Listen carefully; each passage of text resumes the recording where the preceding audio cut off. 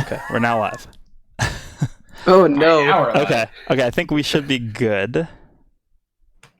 Let's Let me give it a see. moment. See. Yeah, let me refresh this. Let me know if it's good or not. Still nothing. It says waiting for garage January. I was 11th. waiting for garage. Yeah, there will be a delay. Okay, I think we're good Ah, now. there we go. We There good? we go. Now I we're think we're good now. Yeah. There we go. You can hear everything. There we go. Oh no. Okay, guys. 10 times for introduction. Let's go. Okay, well, we we just went through the intro, just so you guys know, off camera. We were practicing. We were doing a dress rehearsal. So We were No, I'm gonna get demonetized. No. Okay, so yeah, basically, welcome to the 9th episode of the podcast. We're going to be doing Dokkan first and Legends as usual.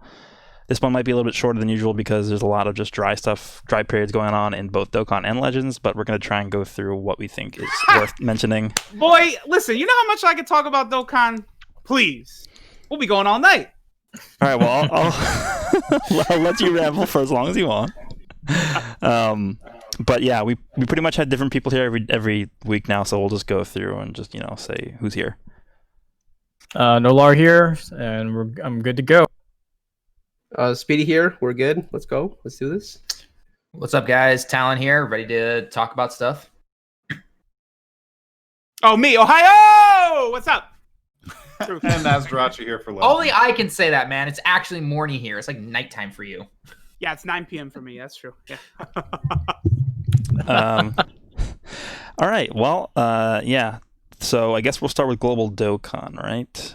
So Piccolo banner. That's it. That's all we got going, basically. That's all we got. Piccolo, dude. All right.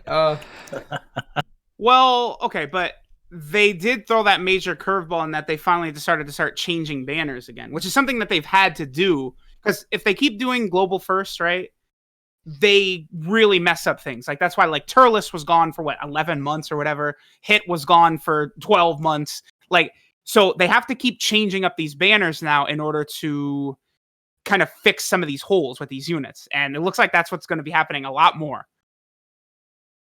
Yeah, I actually made a video talking about what the future of a lot of the global banners might look like. And I feel like there's actually a really good chance they change up a lot of the coming banners because like you mentioned, the global first stuff throws it off. And then also the 300 million download celebration has a lot of implications too, because that was the first time where Trunks and Zamasu returned, I believe, on JP.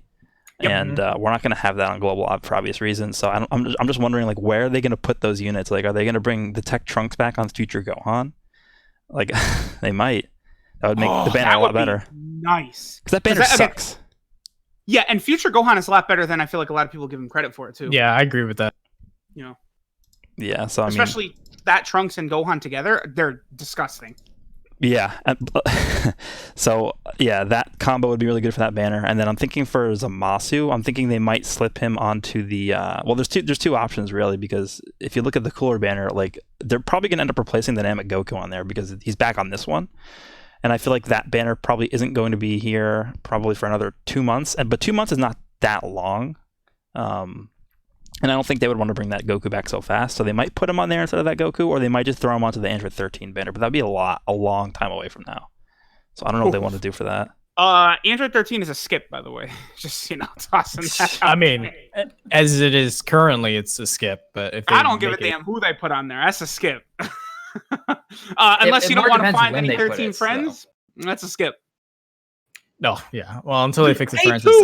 You couldn't find 13. So he's like Piccolo Jr. kind of. Yeah. You can't find him. Wait, Speedy, you guys summoned for him, or was this all a skip? Me, I skipped for him. Same for the Heroes banner. I also need to do 2 more multis on the what do you call it, the LR step up. And I spent a lot of money on December, so I was gonna buy stones this month. I was like, no, skip. Yeah, that makes sense. I mean, December was rough, boy. Yeah, I spent way too much. I was like, no, I can't.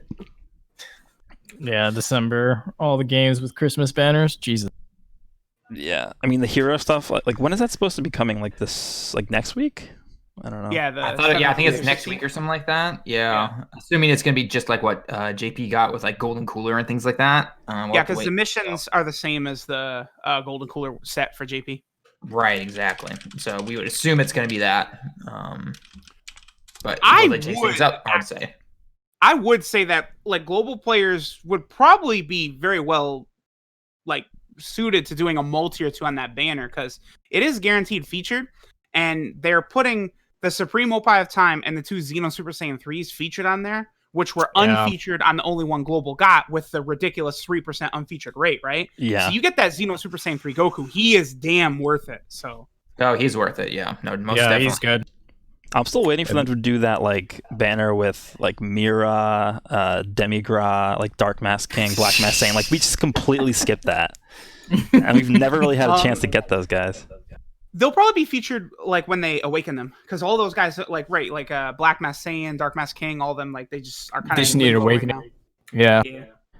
Yeah, it's just annoying. Like they just threw him. Like that was the biggest slap in the face ever to me. Like for global, like literally, like there was no realistic chance that I would ever pull one of those guys on there. Yeah. At least though they were actually released on global though. That's the good thing. Like at least we started with that because Yeah. I'm not a fan of exclusives on either version. I think like global first stuff, JP first stuff is fine, but exclusives that's butt cheeks. No one likes that. That's not fun. We don't. I don't think we do. We have any more exclusive now in the game? It's Now just that like the dumb V jump SRs that are really irrelevant, like stuff like that. That like whatever that Goku was. What Goku was that? The V jump one. It was like Goku and Yardrat Claws or something. Was that V jump? There's a couple There's a Super Saiyan Blue Goku. It's like an SR. Oh, like a that's long- yeah. That one that has Oh, terrible yeah, art. yeah, that one. Yeah, I remember. yeah, he's He's in. SDR, right? Oh, he's SCR? I don't remember. I think he's in. I think he's in too. Yeah. He's one of those. And Doesn't then really there's matter. also There's like a there's like a Frieza, and there I think there was a GT Kid Goku reward that was skipped over, but just like again SRs like pointless stuff. yeah. Okay, so it's stuff from like 4 years ago that like nobody cares about it or anything. Yeah. But like overall, I would say that this Piccolo banner, like the changes that they made, are so good. Like that's gonna make a lot of people basically double take and think about if they want to summon on here or not. Because I assume Have you seen any Piccolos in the friends list? I have seen a little bit, but like no, not really. Even though like the Oh, I called it. no, I mean, we Oh, see it man. right now in JP because of what's it called? The The Easy A. the That's the manga, only yeah. reason we see Piccolo around right now, though. yeah. The V jump Blue Goku is STR, by the way. STR. Okay, Yeah, the int one was a login bonus for both versions. Okay. that sucks for global shafted. Woo! Well, An SR, man. It makes all the difference. SR Right? Blue Goku, yeah. I mean, so I think this you could the takeaway from this too, them changing up the banners is with global you can't really rely on JP for predictions on what you can and shouldn't summon, like what the Correct, banners are going to correct. look like. So Yeah. yeah, welcome to the JP side where shit gets dropped randomly and then we're like, okay, this one's really good. We gotta, and you have no stones, so you gotta top up and all that jazz. Yeah, I think Yep. what you should be doing now on global, like I talked about this in my video that I made about this, but look at the main unit and just think about whether or not you want the main unit or not, and that's how you should be saving. Like on the Cooler banner, they're not going to replace Cooler on his own banner, so like that's a safe bet that he's going to be on there. So if you want Cooler, summon for Cooler, but like that Android 13 is going to be the main unit on the Android 13 banner. If they might change up a few of the other units on there, but at least that's going to be something that is definitely going to happen. So I mean, And I think for the most part as well, like they're going to change the banner, assuming that they continue to do what they did with Piccolo. Yes, they're going to change up the banners, but I would also say probably you can expect that about maybe half the banner or so will still be the same. yeah, Obviously you're going to have the new unit, you're going to have whatever new SSR that will not be a Dokkan Fest unit. They're probably going to bring back, the first couple of units that were featured as well, or however they do it. So expect that, but like Grush said, yes, definitely go for, if you want Cooler, then Cooler's going to be on there. If you want Android 13, do that, et cetera, et cetera. yeah. And then also when it comes to, I believe like the Majin Vegeta and the Super Saiyan 2 Goku that are up right now, by the time that comes to global, we'll already know what the 5th year anniversary is, and by that point, that'll only be a few months away for Well, global. Dude, I mean, we're probably gonna know what the 5th year anniversary units are like this week. Like, I imagine, maybe I'm jumping ahead to when we're talking about JP, but we're probably gonna get a live stream announcement literally any day now. Like Yeah. I want to go back and check when they announced the 300 million download so like live stream, but it has to be right around right now, like in terms of like the days of the month. Let me double check this. Yeah. Well, okay, I guess the better indication is we had a live stream for year 4, right? Yeah, but that was for the part 2 only, right? But that was the first Yeah, one they that's ever fine. did, right? Yeah. I think it stands to reason that they'll do one showing the main anniversary units this time. Yeah. They actually Mm, did Probably they, a safe they bet. announced that they were actually. Did they? well, Yeah, it was in the news. Yeah. I don't remember For that. for hold year on. 5. Yeah, for year maybe. 5. Yes. What? Yes. It's just they didn't specify a date. Oh, okay. I mean, then that means it'll probably be either this week or next week because it has to be, right? well, V jumps when? V-Jump is like 6 days from now. Yeah, but they've never Friday. shown the anniversary units in VJump. Yeah, they'll show what login bonus character we'll get, and they're gonna just talk about, you know, like what was it, last year or 2 years ago they showed off that free to play Gohan that we ended up getting. Last year they showed, you know, just a couple of extra bonus stuff that we'd be getting, but the actual units they never show in the VJump. At the very least, we should get like the theme of the anniversary from that. Yeah, Right. we'll see a theme of it. Yeah. Does it mention a live stream anywhere in there, Garesh? In that tweet right there? Which you sent the one. I put it in the chat. Because I remember it was during the World Tournament. It was either in the news or in that tweet or something like that. Okay. Let me see. Yeah, we'll know the theme. This was about the backgrounds that we could vote on, like what our favorite was. Yeah, that's going to be a. Oh, yeah, login they do bonus, mention right? it. Yeah. They said the winner of that like voting thing is going to be announced in the live stream, but that's all they mentioned about the live stream. That's all they say. Yeah. Okay, They have nothing on a time for the live stream or anything like that. I'm almost to August where I could find out what day it was. So give me 1 sec. Let me just go back to the notes that we have.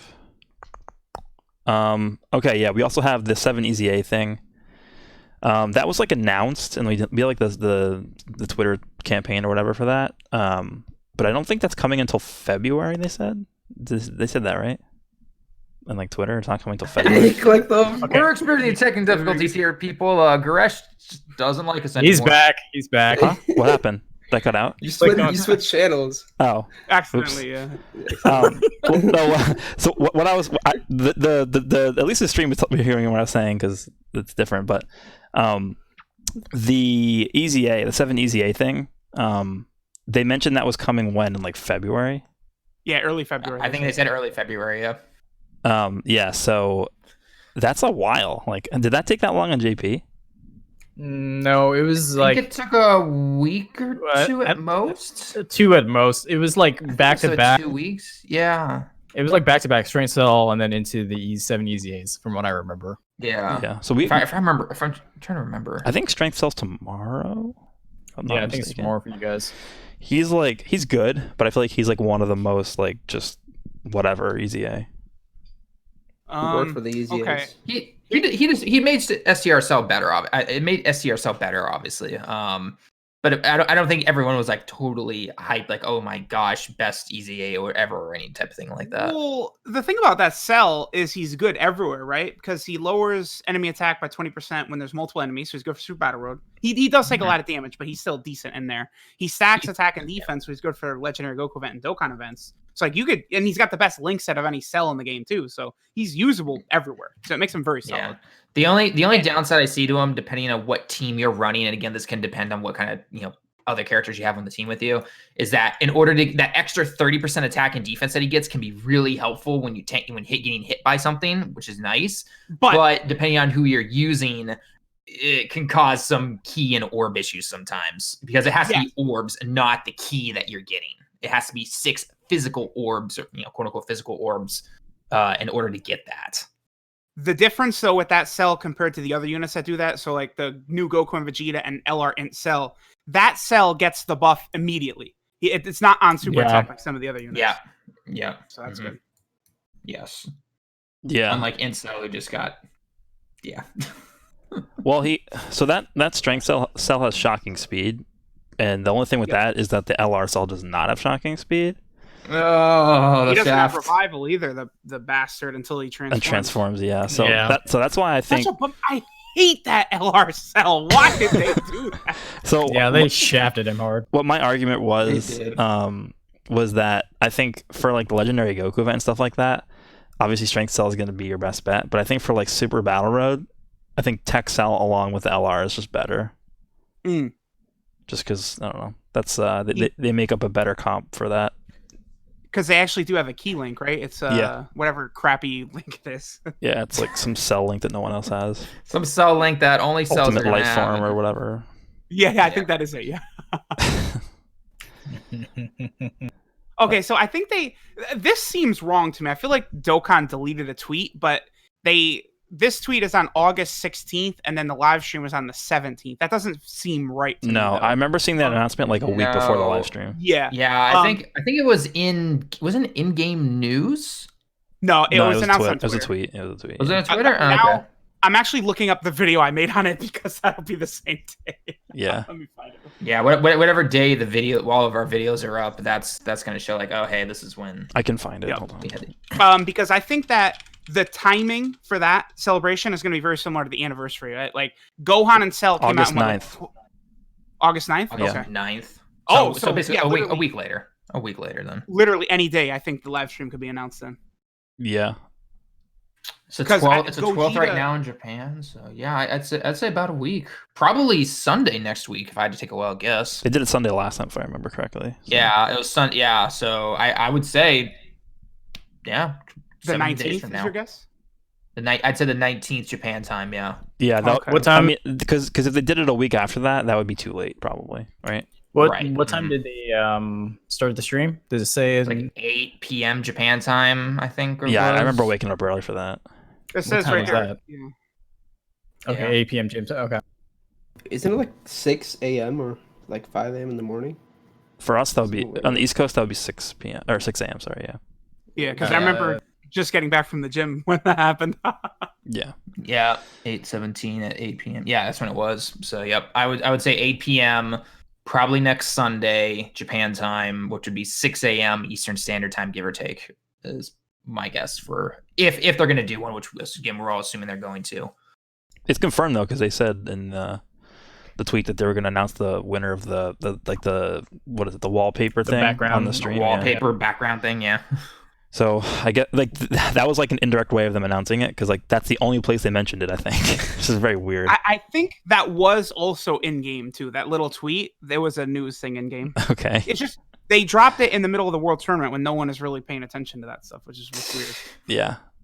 Oh, that reminds me. Probably gonna get one soon on global. Ugh. Only other thing really for global is the Kakarot thing that they put out in the news, which is kind of weird because I don't think there was one for JP. Was there? There was not, no. Yeah. So No, what's so up far with that? hasn't been. Like, I why don't is there know. one for global and not JP? That doesn't make any sense. Because I don't they know. announce they have like a teaser for the new manga volume every month. Like I don't know why they're not promoting Kakarot. It's weird. Like they just think it doesn't need like promotion over there. Like they're just like, oh, Yeah, everyone I mean, knows it about it probably, already. honestly, it probably really doesn't. Probably doesn't need promote. I've been seeing posters and just previews and everything over here about Kakarot because it comes out very, very soon. I mean, heck, I see it on the train all the time when I'm going to work. I'm like, oh, hey, look, it's Kakarot, and then Yeah, on I the see little Mario TV. commercial. Yeah, On the little TVs on the TVs, yeah. train. Yeah. I've basically seen the entire game at this point on Twitter. And Yeah. if you follow like the official account or whatever, they literally post like a new clip every single day. So it's like at this I point, don't I've think already. there was much surprise about what the main story is going to be. I mean, there's a bunch of side stuff they're probably going to include in there, and but I think the main story, I mean, it's DBZ. So Yeah, but the fun is just seeing like how everything like the How everything cutscenes are and stuff. that's true. Yeah, Yeah, I That's mean, true. and I'm still gonna enjoy playing it. It's just like I don't know. I'm avoiding the whole game. it's Japan, dude. You have to remember, Japan doesn't care about quote unquote spoilers or releasing that type of stuff. They're Yeah, going to do. release. That is so true. Remember, they don't give- they were like, yeah, here's Blue Gogeta, by the way, in the movie coming. Yeah. It was a Legends trailer. It's like they announcing the Broly coming to Legends. Like, oh, by the way, here's Blue Gogeta. Have fun. That was before it released in Japan too. Like the movie wasn't even out. Like It was in Japan. it was a week. It was a week before the movie came out. I remember because I was just like, oh, okay, hey, Blue Gogeta. They what's showed the going whole on? damn fight. Yeah, I remember that. But do we think that means anything for like Dokkan? Like that they're gonna release could. some kind of I collab? only- don't think so, personally. The only game they haven't done a collab with is Xenoverse 2. every other game they've done some sort of at least minor collab. So I would not be shocked if there's at least a little something, right? You know what's crazy? I mean, they did. It's got to be a story event. No, go ahead. I was just saying, there's got to be at least a story event so people can farm some stones. Like that's the very least they could do. They should do a story event that plays through the whole game, which is just the whole show. Oh no. No, but what I was saying is, it's crazy that Fusions got a collab and Xenoverse 2 didn't. Isn't that crazy? Yeah. I don't know what they were doing, because they did the Xenoverse 1 collab. I believe that was like what, at the same time as the first anniversary on global, at least. I remember that. Close around there. I remember that banner came out like during the anniversary, and it was like back to back with the Gogeta banner, and like there was nobody summoning on that because like everyone was summoning for Gogeta. Okay, I guess we will wrap up global and go over to JP. Just probably a little bit more to talk about for JP, just because we're heading into the anniversary time now. Right. So the first thing I have on here is 5th year speculation and quote unquote three things you want to see.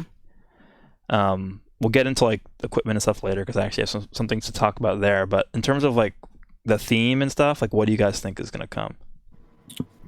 Who wants to go first? I'm sure. I didn't think about it, so go ahead if someone else has. So everyone saw the art that Fenyo dropped. Who does like all the Dokkan art and stuff like that. A good chance it doesn't actually mean anything, but he drops this like nice artwork of Gogeta and then Vegito, and then we have the collab figure for Gogeta that's coming out, which every single time there's one of these Dokkan collab figures, it has meant something, right? Legends has these collab figures and it doesn't mean anything at all. It never correlates in game, but for Dokkan, every single time it does, right? Like back in June, we got the news that the Super Saiyan 2 Goku and Majin Vegeta were getting collab figures. And then it's like, oh, wow, you never know. We could have a Dokkan Fest in December for them. And then we do get that. And then like LR Vegito Blue gets his collab figure. And then he gets his legendary campaign at the same time.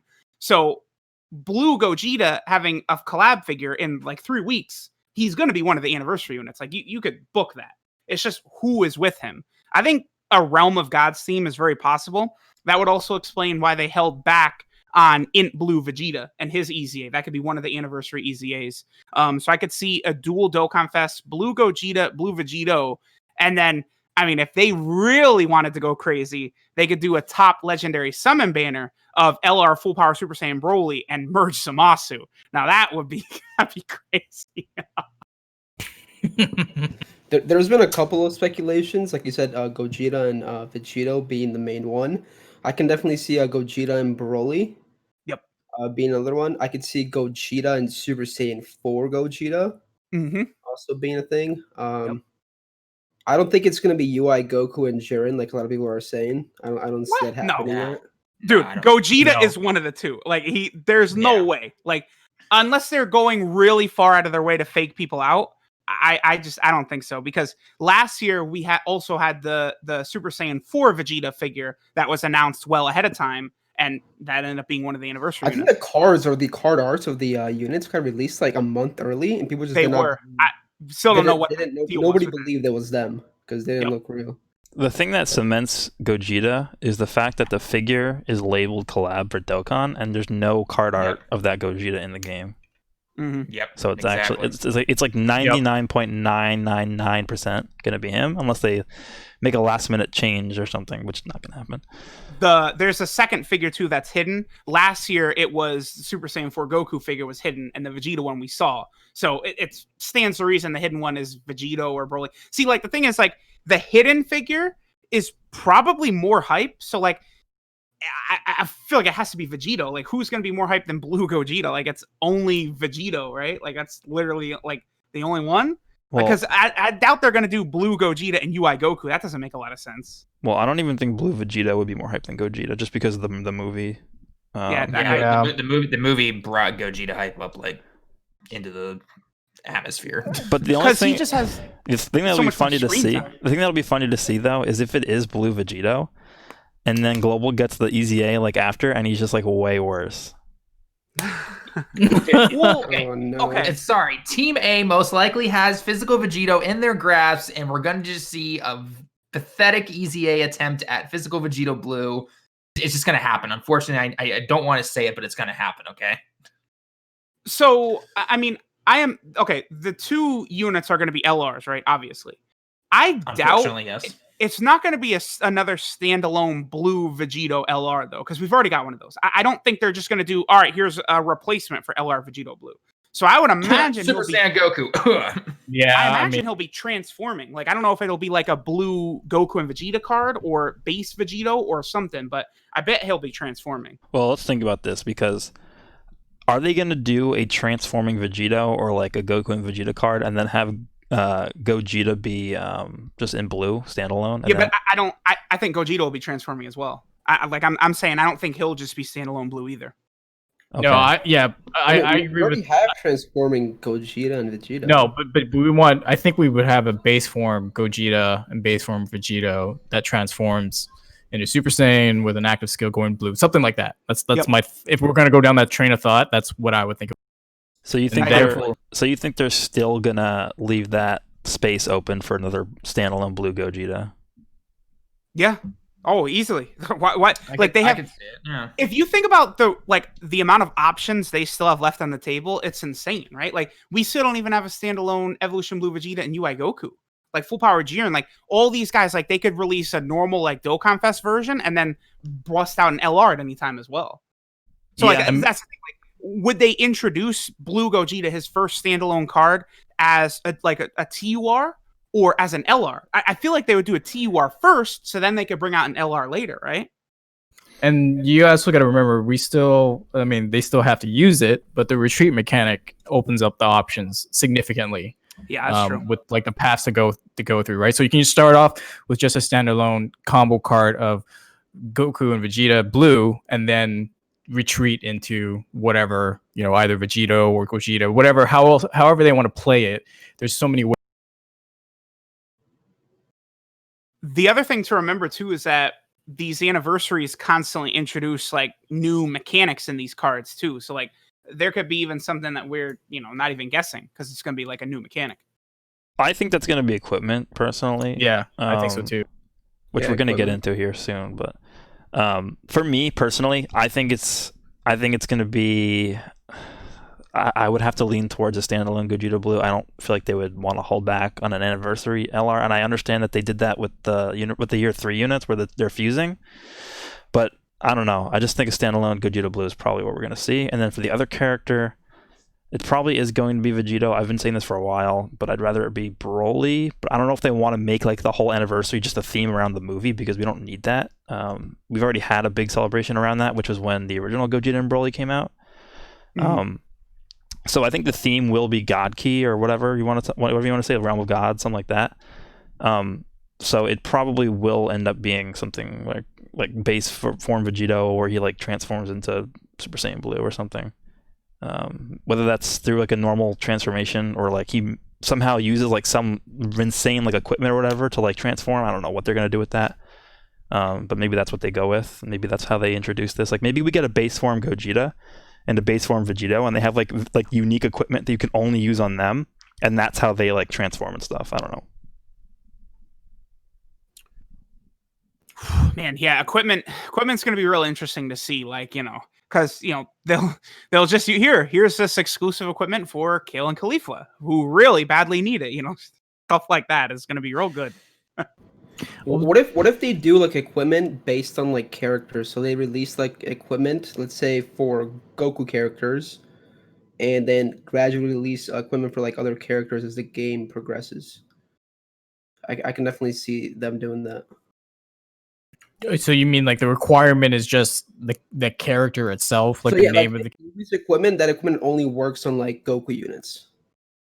Well, I mean, Or I is it could see based the on- restrictions being very similar to Legends, right? So there'd be some equipment that's like for only the revived warrior category, or there's some equipment that's only for pure Saiyan or for Goku, like because Legends has all those different sort of like restrictions on the equipment, right? I think Dokkan probably is just going to copy Legends. That's my guess. But they also have characters, like specific character equipment, like the Yeah. legendary finish, Vegito. The units that really badly need it, that really badly need the buffs. Yeah. So, I mean, we're kind of going sidetrack here, but I think the thing is, like, if I could see this being a way for them get rid of, not to say get rid of, but kind of sidestep EZAs and just drop equipment like the first LR, right? The Tech Super Saiyan Goku.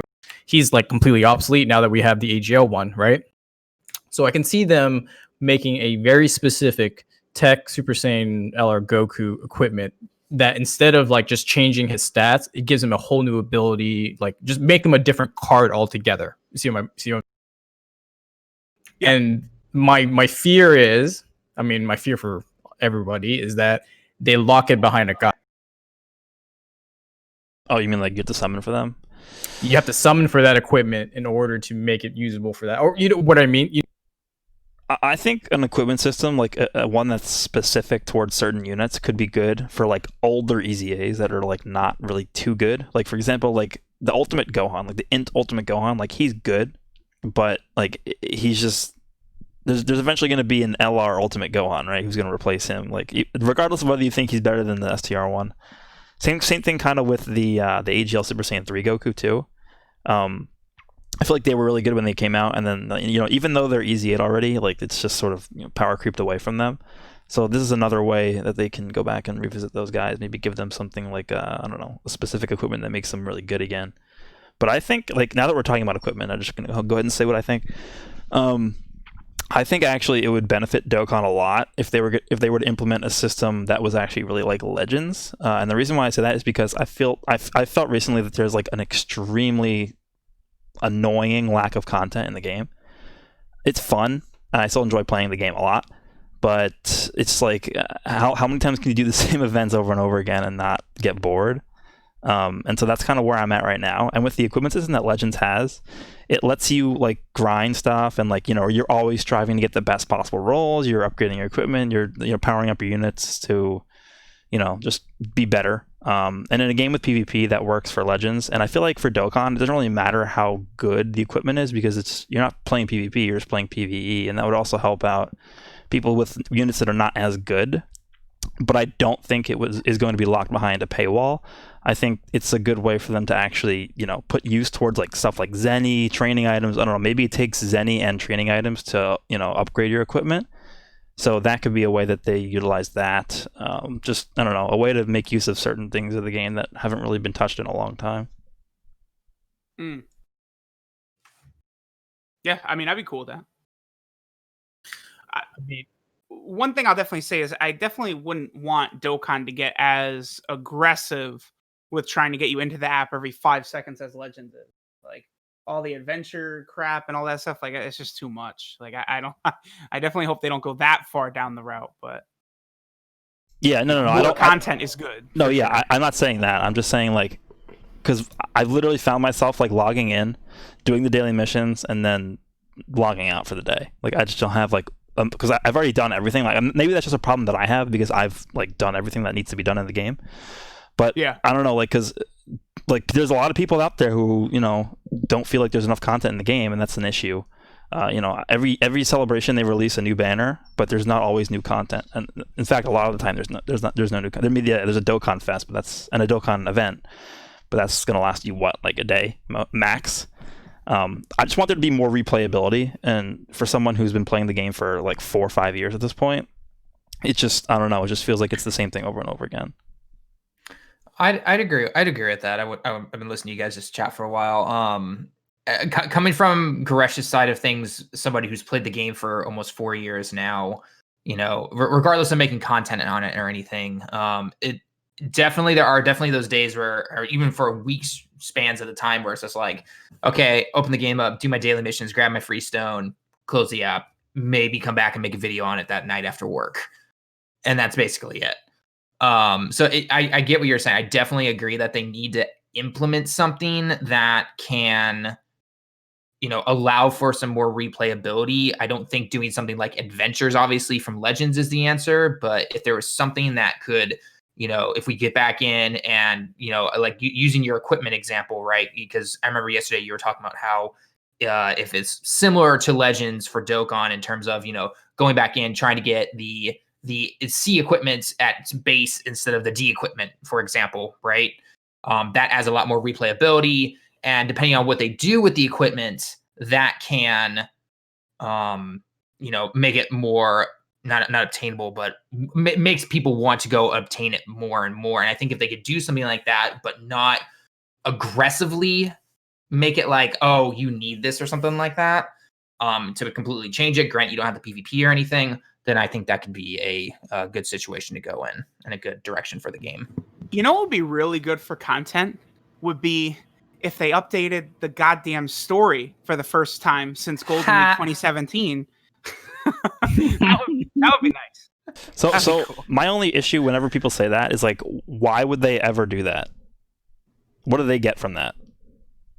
Well, okay, but that's content, like, right? They can give us like more units. Like, see, the stupidest thing to me is that for some reason they've skipped movie 1 and 2 of Dragon Ball Z, right? The Dr. Willow movie and the Garlic Jr. movie. But in the stupid story, Yes. they brought out Dr. Cochin, like the secondary villain for movie 2, and then he's just sat there in the story forever. Like, Yeah. can we get him in the game, please? Like, Yeah, does that work? and the funny thing is that like possessed Piccolo's in the game. He's just a But boss we need unit. him for the Namekian category so bad. We really need him. But yeah, like, because my thing with the story, like, no one likes, like, does anybody enjoy doing the story? Like, the only thing people like with the story is that it gives stones. So That is the only reason. Nobody Yeah, the played it story's kind of for the annoying, to actual be honest. story. like, so my thing is with that is instead of updating the story for that purpose, just move the stones to somewhere else and let people do that. Something that the people would actually like doing instead of the story. I feel like they should just release another thing of the story and just wrap the story up, and that's it. The story's over. Because right now Remember- it's just on a cliffhanger right now. Whatever. I don't even remember what happened. I just killed Piccolo like a million times to level up. But we're at the point where it's like people just don't enjoy playing the story mode. So I think they should release one more update for the story mode, finish it, let it be over, and then they can just focus on doing other things. They gotta Remember- update the world tournament, dude. Like, who plays that anymore? Who plays the do. world I mean, tournament? I know you do. Listen, no. I need the rainbow every unit in the game first before I can stop grinding that. All right. This, First no, off. the world tournament is another example of things that people don't want to do. The only reason why people like doing it is because the rewards are ridiculous. I played since the first world tournament. I can't do it anymore. Yeah, it's just a boring mode, and I think they know that at this point. So, I don't know how They have long. to know. I don't They know have how to know long. this. Like we're on what, like 30 or something? It's like crazy. It's crazy. I don't know. They must know. I think. I mean, I have no idea how they could do this, but basically, they have to be able to find a way so that if you go into the world tournament on the first day and you do, a bunch of the battles or however they want to make it, that at least on JP, you're not going to drop 10,000 just spots get in the rid of global the ranking. preliminaries. Just get rid of the preliminaries. Yeah, I think And then do the other ones. yeah, but they have to find something, to actually keep people engaged because everyone just, yeah. Well, the thing is, if they get rid of the preliminaries, like, it's not going to change how hard you have to grind the world tournament because the preliminaries are going to be gone for everybody, not just you. Nah, but it gets way less tedious. Like, really, let's take it a step further. They just take remove out the map. Yeah, the map's so Yeah. annoying. Yeah, I literally. get rid of- I'm not even yeah. kidding. I'm not even kidding. I used to grind the world tournament a lot. I still do, but not as much as I used to. I think I got like top 10 once, and there was a point where I lost because I couldn't catch up to the enemy because he's running away from me the whole time. I literally lost because of that. How? Their most recent world tournament was tournament 33, by the way. Oh my god. Yeah. Get ready for Also, in terms of content, one thing they really should do at the end of 2017, they introduced the Nimbus medals, which we got by doing those little time trials that they added to a lot of the Dokkan events. Do that again. Yeah, that's a good Yeah. idea. You did I that think once. I think that No, like because right now like obviously there's no PvP in Dokkan, but I think like the like racing and stuff is probably the best form of like player interaction that they have, and like those leaderboards or whatever on those events, you can like go in and see like other people's times are. That's actually a really like interesting thing that I think they should probably explore more. So I don't know, like I know in EZAs they have those leaderboards for like every stage or whatever. That would be cool if they implemented that for like a specific mode or whatever, where like you clear an event or something and then you can get rewards based off of like, let's say they have a season that goes for like 2 weeks or something, and like the number one player will get rewards, and it's kind of like the world tournament, but it's just based off of like clear speed or whatever. I think that would be cool. Well, the problem with that concept is they really have to hammer down on the mods and the cheaters. Yeah, but I mean, So- they did that in the World Tournament, right? I don't know, like it wouldn't be different than that, would it? Well, I mean, I know a lot of people they mod the hell out of the World Tournament and they just get away with it anyway. So Yeah, I mean, they'll get like 85% of the people, that are like stupid obvious, but the people who are actually smart and know how to like manipulate their way through, they'll get through. there's a lot of things Dokkan could clean up. Actually, there's a ton, but they're just really. I don't think they care. I mean, the game makes too much money for don't. them to give a They don't. crap. No. about It's the modding only all thing that. they ever cared about was duping. That's it. Yeah.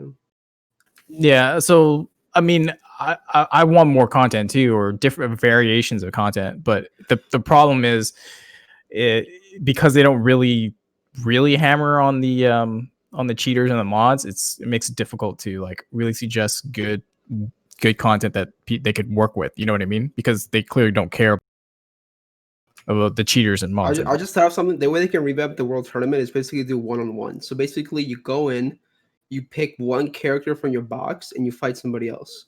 I don't know how that would work, but it could work if they just like remake that and put like a different mechanic of attacking. Just make it Battlefield 1.0 against somebody else. Yeah, Battlefield 2.0 against somebody else. I feel like they could do that. I mean, they have like the concept. They just have to like work around it and make it better. The most like bizarre thing that I think they've ever done, in my opinion, was they just completely deleted Battlefield 1.0 from the game.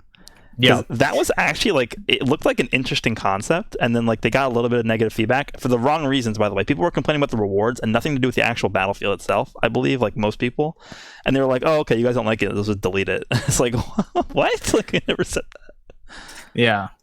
I mean, I like the concept. It was interesting because for people who don't know, it was what would you call it? like a side scrolling. It was like part side scrolling, part battle. So essentially, there's a side scrolling. It's kind of like tower defense ish. Tower defense Yeah. kind of thing where your characters were on the bottom of the screen. You touched and dragged your characters into one of three spaces, either top, middle, or bottom. They would fly through this kind of slowish speed, and some enemies would be coming the other way, and they would fight. And if they got past them and they got to the other sides, You broke like a barrier or at a their barrier HP. or something like that. Right, exactly. Yeah. Then those characters that made it through would then go into a normal Dokkan battle with the orbs and the likes. Essentially, that's how it worked with 1.0. Yeah. I mean, that was unique because it was still like layered upon RNG because you had to hope that your guys like fought the enemies and made it through the other side. But then whatever you had left, so like you took in maybe like 12 cards, right? And you Right. you themed it around a certain whatever, like, oh, it's all AGL. So okay, I took 12 AGL units because this was back in the 70% meta, right? So you would bring 12 and maybe you only got 7 through. Then you have to pick of that 7. Oh, okay, let's make a team. And it was cool because like sometimes you get screwed and lose because your guys, whatever you had left, didn't link well. But sometimes you got it through and you did pretty good. But I don't know. I mean, Battlefield 2.0 was fine. It's their version of like an endless tower mode compared to other gacha games. But 1.0 was interesting. I'm kind of sad that it's not here. Yeah, it was something different, right? It wasn't just like they're like, oh, people don't like this, well, let's just go back and just, do the same thing we've always been doing, which is just straight up the same battle system, the same everything, instead of something unique. I don't know. Here, the one thing I want to see, or what I would like to see in Dokkan to at least make it more interesting for me to come back, because I'm just like Arash. I log in, do my dailies, and I log out. Even with my almost 300 stam, I'd like burn through maybe like 100, and if at night, if I feel like it, I'll like farm some other like items that support items or whatever. But one thing that I think would be interesting, and this game is a hero collector at the core, and the thing that would be interesting is if it was in the PvV sense of like guild wars, but without guilds, because as much as I like guilds and clans, I don't think it would work well in Dokkan. But my concept is you would fight somebody else with your box against their box. So it's like, oh, I'm gonna put this team here, and they're gonna have to try to get through my defenses to get to my fucking castle or whatever. But the point is, it would incentivize people to collect all the cards and upgrade them, EZA, max them out. Like, I want to see that. And of course, it would be kind of cool for me to take on Truth, who has more rainbows than I do, and see who makes it out in the end. But that's like the kind of game mode that I would personally like. Yeah, I mean, yeah, that would come with issues though. But like, it's just like in Legends, a lot of people just don't like it because people with more stars obviously have an advantage or whatever. But like, yeah, they could gate it off, I guess, if you wanted to have like a ranking system or something that could work. Yeah, I mean, the other thing is too is like I mean, like because I have a bigger box, I kind of want to lord it over people and play it that way. But the other way you could do it too is everyone starts off at like 55%, like just your free dupe system, and you get access to all the cars and see. And at that point, it's, if you're not modding or cheating, it's who has got lucky on the rotations and on the fights and stuff like that. And it is what it is at that point. Yeah, I don't know. I still think the time attack thing is probably their best bet. Like, it's just like that's like the core game is just never going to change. Like the way they've been doing things, because they tried it once with Battlefield and they didn't go through with it.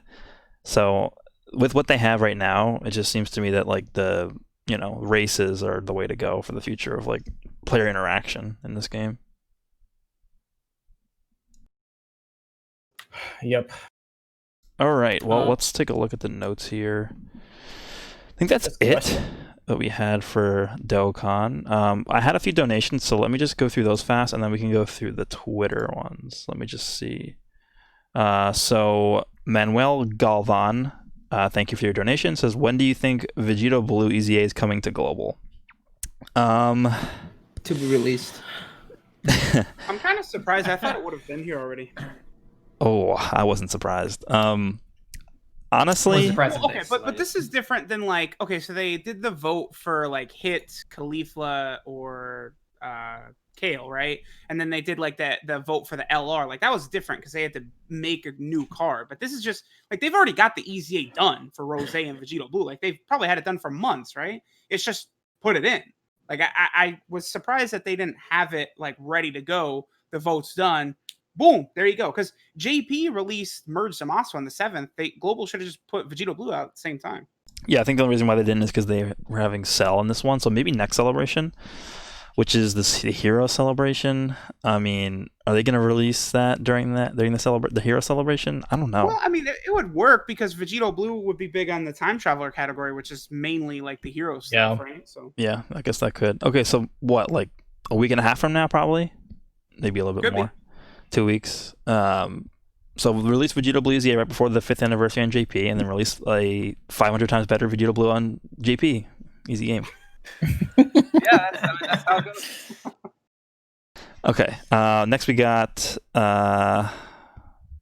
What if they do? Okay, this is from Tough Posang. I'm sorry if I mispronounced your name. Thank you for your donation. What if they do Super Saiyan Blue Vegito and Gogeta for anniversary Dokkan Fest LR and LR UI Goku and Jiren Full Power? Well, they're not going to do both of those. I feel like they would do one or the other. And I don't think it'll be UI Goku and Jiren just yet. I mean, they have been waiting a while for them. It's just based off of like the figure we saw, I just think Gogeta is definitely going to be a shoo-in for that. And I don't think they would pair up either Goku or Jiren with him. Instead, they would just do like Vegito or maybe a Broly or something like that. So that's probably what I think is coming. I don't think UI Goku and Jiren is coming yet. Yep. I agree. It's crazy how long they're waiting to do that, though. Well, just a side note. You think they would be the next $350 million celebration? Could that be it? Is it possible to say? But I guess that's possible, yeah.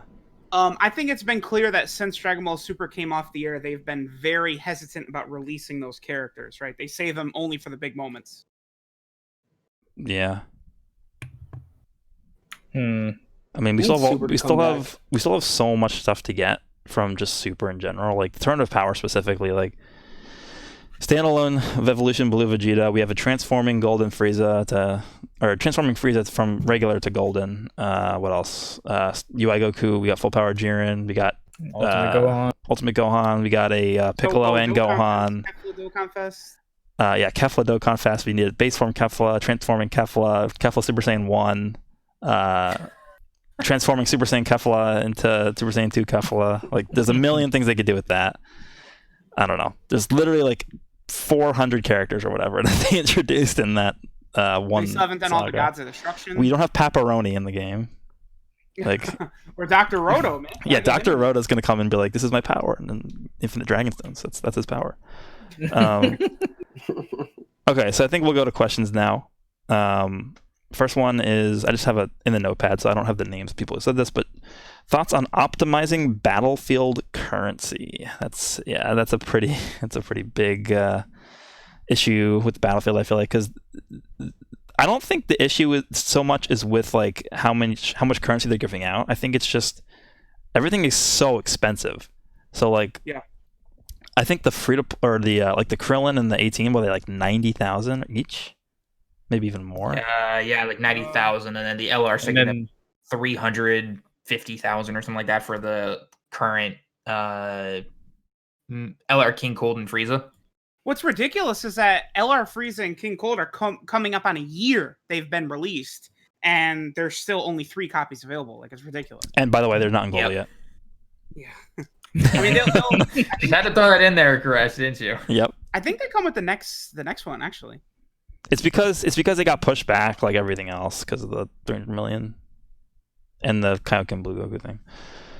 But yeah, I think they should just reduce the cost of everything in there. There's no point in making it so expensive. Like, unless they're gonna. So what they could do actually is, instead of making everything so expensive, what they can do is they can just keep like the rewards the same, reduce the cost, and then they can just more frequently add new stuff in there. Yeah. Like, I think Yep, I the agree. big issue is that people just like, it takes forever to max out a single card from that shop. Yep. So they should just make that faster, but then just add more stuff to get with the points. That's the solution. So they'll get there's only 2. Well, there's 3 LRs, right? That we can buy, the Metal Cooler Core. Wait, who's the 4th one we're missing? LR Oob. Physical Ginyu. Oh, okay. Well, He's so good. He's a solid unit, actually. yeah, I mean, he is. It's just, I guess I was gonna ask the guy's asking like, okay, what should I buy with my Battlefield currency? So of the LRs, how would you rank which one is more priority? I would I guess- probably say Metal Cooler is the best. Yep. And then I would Mhm. put I actually kind of like Oob, but he's just not on that many teams. I would I probably like say Oob. Frieza. I defend I agree. Oob. I defend Oob. Yeah, I'm gonna go with Oob mostly because of cost. Oh yeah, how much does this cost compared to the Freezing King Cold? He's 250. And Oh, then it's he's 250 versus 100,000 cheaper. Yep. What? Okay. No, Frieza and King Cold are 300. Oh, okay. Is I it mean, 300? Okay. that's still 50,000. That's like what, like half a run? That's a lot. That's a lot, though. That is a lot. Yeah, I mean, it would with the depend. next- It would depend on your box too, right? I mean, I think overall, if you were just being objective about it, I think Metal Cooler is probably like the one you should pick up first, and then, I Oh, mean, yeah. Mhm. I don't know. I mean, you guys know who I'm picking, but I don't know. Oob is good. I just feel like what team is he even on? He's on like Shadow Dragon. Is he even on Shadow Dragon Saga? No, he's not, right? No, he's not on Shadow Dragons. And, He's on Revive Warriors. Future- That's his best. Revive Future Warriors. Gohan's team too, the Master and Student Disciple team. Okay, that team you could work on. Yeah, and he's on Kamehameha. Is he really? Yeah, yeah. Why? Yeah, Yep. he is. Does he even use the Kamehameha in the card? I he does. think in Does his non-transform version. 12 he does. non-transformed 12 key super attack is Oh, Kamehameha. interesting. Kamehameha. That team got a lot better with those Super Saiyan 2 Gokus, by the way, which we didn't talk about, who are really freaking good. by Oh the yeah, way. you want to talk about that? Yeah, because they're disgusting. Mhm. They're really good. Physical is the best. Just saying it now. I mean, there's not much difference between him and the AGL, and it's just attack versus defense, right? Okay, it depends what event you're going to, but I think for Yeah. harder events, the physical is better because I mean, it the gives you that tech defense one- automatically. Like, I would prefer using AGL or physical because they're more traditional supports. But the tech one, like, if you have even another Super Saiyan 2 category ally around, he's above 2 million, like, at all times. Like, he's crazy. He's really good. And he's still giving 3 key to the whole rotation. So, like, they're huge buffs to the Kamehameha team and the Buark team. Both of those teams really needed that support, and they got it. And then don't forget, too, probably on Monday, the 13th, we'll get a data download with the Super Saiyan 2 Angel Goku and Majin Vegeta. Oh yeah, There you I actually wanted to talk about that. Yeah. I forgot about that. Yep. Do you think we're gonna get that data thing, or not the data download, the reveal of that tonight, like what they do, or tomorrow? No, I think it's Probably tomorrow. Yeah. Probably tomorrow. Yeah, that's what they did with Murzamas. Was on Sunday night. No, it was on Monday. Yeah, for you. Yeah. Yeah, that's gonna be a pretty interesting EZA, especially for the Vegeta. Yes. I feel like that guy could actually you- replace LR Majin Vegeta. Yeah, I think so too. Probably, yeah. In terms of like, they need to give him some sort of like defensive abilities because I feel like right now he's not really too powerful on that end. But like, What I could see them doing is just like look at what his card does now, where he gets the attack and defense per orb, right? And then just give him like start of turn 50% attack and defense, like they would like Metal Cooler or like Easy Rage, like some of those types of units. Just give him that, and he's probably fine. they might do a thing where they have like the way the Spirit Bomb absorbed Goku works, where it's like he gets more of a nuking thing per orb if there's Super Saiyan 2 allies on the rotation. So like they could do that. All I know is that Goku is my favorite unit in the game. Yeah, He is. I'm actually really excited for that Goku to come to global. Yeah. he easily my favorite unit in the game. He's just I so bet- ridiculous. I bet both the Vegeta and the Goku, the AGO1 and STR, for their super attacks right now, the Goku greatly raises his defense for one turn, and the Vegeta greatly raises it. I think they both snag the attack and defense of the opposite. So for one turn, they'll greatly raise their attack and defense. Yeah, that sounds on about super right. attack. What about massively? I could see it happening massively. I mean, sure, why not? I mean, let's just go for it. But honestly, that's the biggest thing that holds Vegeta back defensive wise. The STR one is that when he super attacks, yeah, he greatly raises his attack for one turn. But unless you've really given him a lot of orbs, he can't take a hit very well. Yeah. So if you just gave him greatly raised defense, problem solved. That's really all he needs. Yeah, that plus 50% start a turn, because you look at their stats, like the Vegeta he's gonna have 18,000 attack. Like he's gonna hit freaking hard. Yeah, Yeah. he is. That's like AGL Vegeta level, right? Yeah, so think so, Tech yeah. Zamasu, physical Goku Black on global, all are around 18k. Yeah, and he changes his own orbs. he actually Yep. is going to be really similar to the Int Trunks whenever he gets his EZA too, because they changed their own Oh my God, orbs. does he need it so bad, that Int Trunks. Yep. Just Hey. the fact that this Goku though heals on his orbs. Yeah, that's He's actually really gonna good. be, a god in Battlefield. Him combined with like all those LRs like Gohan, Goku, Kale, and Caulifla, and him. It's a huge Yeah. like buff to that Battlefield spot. I mean, Yeah, Super The AGL only- doesn't need it, but it's gonna be nice. Yeah. The only downside to the EZA for the Goku is the fact that he shares the same name as the new The Dokkan new Fest N1 one. Oh! Yeah. Actually, Yeah. we need to talk about their leader skills because they're already Vegeta family and Goku family 120%. He's they're 120 to that, and then was it 90 to the type Super Yeah, but AGL if or it normal goes up AGL even- and yeah. 130%. That's really good. Yeah, I'm guessing 130 for the Goku family, Vegeta family leader part of the skill, and then I'm Yeah. assuming the type is just going to bump it to 100. What if Because remember, instead of doing that, they just gave it Ki plus 4? Ooh.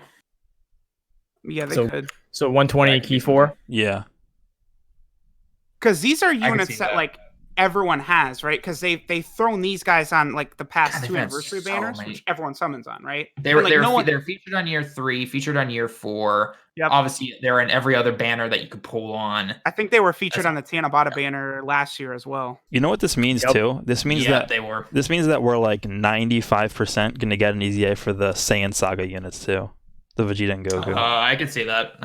Yeah. That Vegeta's Yeah, going to be that's gonna crazy. happen after we get the dual Dokkan Fest for them. Yeah, I mean that's coming at some point, right? The Saiyan Saga. Yeah, because they could easily just do Grade 8 Vegeta, right? That's such a hole in Dokkan. Like the Grade 8 Vegeta sucks. Make him a Dokkan Fest, boom, we're good. You don't like Extreme AGL graded Vegeta? No, I think he's squashed. That would be a really good buff to the Giant team too. Like make him a really good leader for the Giant team, and then you have like him come out. You eventually have like Ahmad Junior come out. Tapian's still good. Bergamo is the best unit in the game. How about a Kid Gohan? Yeah, Kid Gohan. Yeah. Okay, Gohan. Kid Gohan never won Giant Ape. What are you talking about? Yeah, only Yeah. 50 times. And then an active skill Piccolo who blows up the moon. oh, Wait. They need to make a Piccolo card like multiple Piccolos in one card because he does that so often. They actually Like, they miss. that Universe 6 one is like his Yeah. card art is literally him like in multi-form, and then they just So didn't do stupid. anything. Piccolo and Piccolos is the parentheses. Because like it's not like the Namekian category team is like 50 Piccolos and then like the one TUR Lord Slug and King Piccolo and Nail or anything. They should Like just like I beat the Legendary Goku event with just a Namekian category team, and I was using SSR Slug and SSR King Piccolo on there. It was rough. so they did the thing where they changed the Super Saiyan Blue Kaioken Goku's name. Like one of them is one name, another one is a different name, which is very weird still to me. So what they could do is, what if they did a Piccolo that's fused with Nail, but instead of like just Piccolo, it was like Piccolo parentheses fused. They should. Like I don't know why they just don't do that. And they could do that now that we know that they like take the same character and they change the name of different units. Like they could do that now. Yep. Okay. Oh yeah, and also in terms of the Super Saiyan 2 Gokus that got Dokkan Awakening, I mean not Dokkan Awakenings, EZAs. They're obviously really good. I just think they're so boring. Like I don't know. Okay, sure. But the Buu Saga team and the Kamehameha team so badly needed that. I mean, you look at the Buu team, it's a mess. It's just like Yep. you have over and a flash, like it's just craziness, right? You need like consistency like that, like those Super Saiyan 2 Gokus, all allies, key, boom, you're done. Like because we don't have a 40% Buu Saga support type unit, right? Like the Champa or the Int Mai, like one of those need to be released for the Buu Saga too. And then Kamehameha is like that as well, where you got like Cell and Vegito and stuff. You want to use some of these more interesting combinations. These Super Saiyan 2 Gokus make that a lot easier. So I think they're very important, actually. Yeah, no, I'm not denying that. I'm just saying I think their kits are boring. Well, yeah, but I mean, I love Well, them. I love them. I think, Plus they're tied to easy area, so I mean that's just yeah, so, okay, that EZA area, when that first dropped, it was like, ooh, this is bad. But they keep adding stages. If they really add a stage for every single one of those units, it's actually going to end up more rewarding than a traditional EZA in terms of stones. It's still not going to give us the orbs and the Kais, but stones, you'll end up getting more from it than a normal EZA. Yeah, I can't wait for the Majub Extreme Z area. That's gonna be a good one. I mean, you joke, but no one needs it more. No, I'm saying like it's actually like imagine It's going to happen. it's actually gonna make El Arub a lot better too. Like him and El Arub as a rotation. Like Well, the only thing is that they don't really link until Do they not? Until he transforms. that's so funny. So dumb. I don't know, because like I feel like they can't even. I mean, because that Ubis, the problem with that Ubis is links are so bad. They're not gonna update them. Yeah. So it's like I don't even know what they could do. They could just give him key +8 at the start of the turn or something. I like that would make that better. If you look at those EZA area units, I mean, you have the Super Saiyan 2 GT Goku, who giving him a massive buff is good because the physical one is solid, but we could get a better version than that. Majub obviously needs a better unit, and then Fat Buu as well. Like the evil version of Fat Buu, like that physical one could be pretty interesting if he got his EZA. Yeah, is he the same name as the strength one? I think so, right? He is, yes. they are, yes. Yep. Yeah, I don't know. That one is still really good. Tough to beat that. He's solid. Strength one? Yeah, because like he creates strength orbs. one's really good. Yeah. They recently gave Awakening to the Tech Buu, but he has a different name. He's Oh my god, I love that. he's great. I remember I saw the deals from him. Like, Mr. Boo. what are they doing? Like he's the first double rainbow orb changer, right? Well, because he's so important for the new Goku and Vegeta. That's obviously why they released him. Because he's on like half of their teams. Yeah. All right, well, let's go through some more questions. I am gonna take a moment here, guys. I do need to head out. I have more apartment searching and everything, so I'm gonna hop off here for the live stream. But I will see you guys next week, and it was great chatting with all you guys. And I'll see you guys next week in the next one. All right, have a good one. Peace. All right, so outside of Fusions and Potara, if we get Vegito and Gogeta Blue for 5th year, what would they lead? I'm going to think about that for a second. Anybody else have thoughts on this? I mean, they're definitely gonna have the fusions / Potara part of their category. Always gonna have another one as well. I just do not know what they're gonna lead. Yeah, I'm not too sure either. You think they might start a new trend? Like what if they did, instead of categories, they were just so let's say Gogeta was I don't know, physical, because I think physical actually needs help. So like Um, mono. Yeah, so what if they did like 150% to super physical, and then Vegito, let's say Vegito was tech, and Vegito was doing, maybe not tech, because there already is a Vegito blue for tech, maybe strength. What if Vegito, there already is one strength for strength too. AGL, let's say Vegito's AGL, and then Vegito was leading 150% to stats, 3 key for super AGL. I think 150 is too low. They have to go 170. I guess. I mean, I don't really know, because in my opinion, like those 120 liters, like that's the most like specific and like pigeonholed meta, because you have to have a super or extreme, and then you have to have B. Even within that, you need to have a certain type. So yeah, I guess maybe that would make sense to make it 170. But then I think like maybe a lot of the categories would become not useful anymore. But I don't know. I mean, I'm not opposed to it just because it opens up more team building. But instead of just one mono, they could do double mono, like two types. So like strength and AGL 150 instead of 170. If it was just one, I'd say 170 would be good. But if it was strength and AGL for what would you say, Vegito, 150 3 key, I think that would be cool as one part, and then a category, whatever category they give him, probably Potara, and then Gogeta, you said, was, for example, physical and int super 3 key 150. Like, I think that would be really interesting in my head. I Yeah, agree. they could I would do like that. to see that. It was something a little bit different, right? I like it. Yeah, because I think at this point, like a lot of the categories they've been adding recently have just been like whatever, like Target Goku. Like, what is that? So much of them are just like so overlapped now. It's just like, Yeah. Target Goku's basically the android team with like hit added to it or something like that. Like, Yeah. Yeah, and then they started doing like this stuff like with like Otherworld Warriors. Like nobody oh, cares. because hey, by the way, Zamasu literally screaming out, "Son Goku, I want to kill you."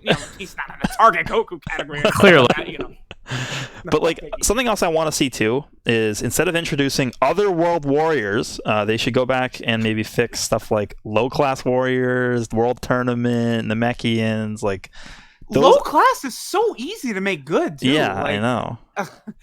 Give us a good Raditz. There's good so many Nappa. versions of Goku they can make that would be good there. A good retreat Nappa. Can we talk about we don't have a good Nappa? Like, what's going Well, on? Nappa wouldn't be on there because he's like a general or some shit like that or whatever. But Still low class. Dude, Nappa was like, I remember like watching the Saiyan Saga for the first time. Like Nappa was like the most like overpowered villain ever. When they first fought against Nappa, like that was like you were like, there's no way they're gonna win.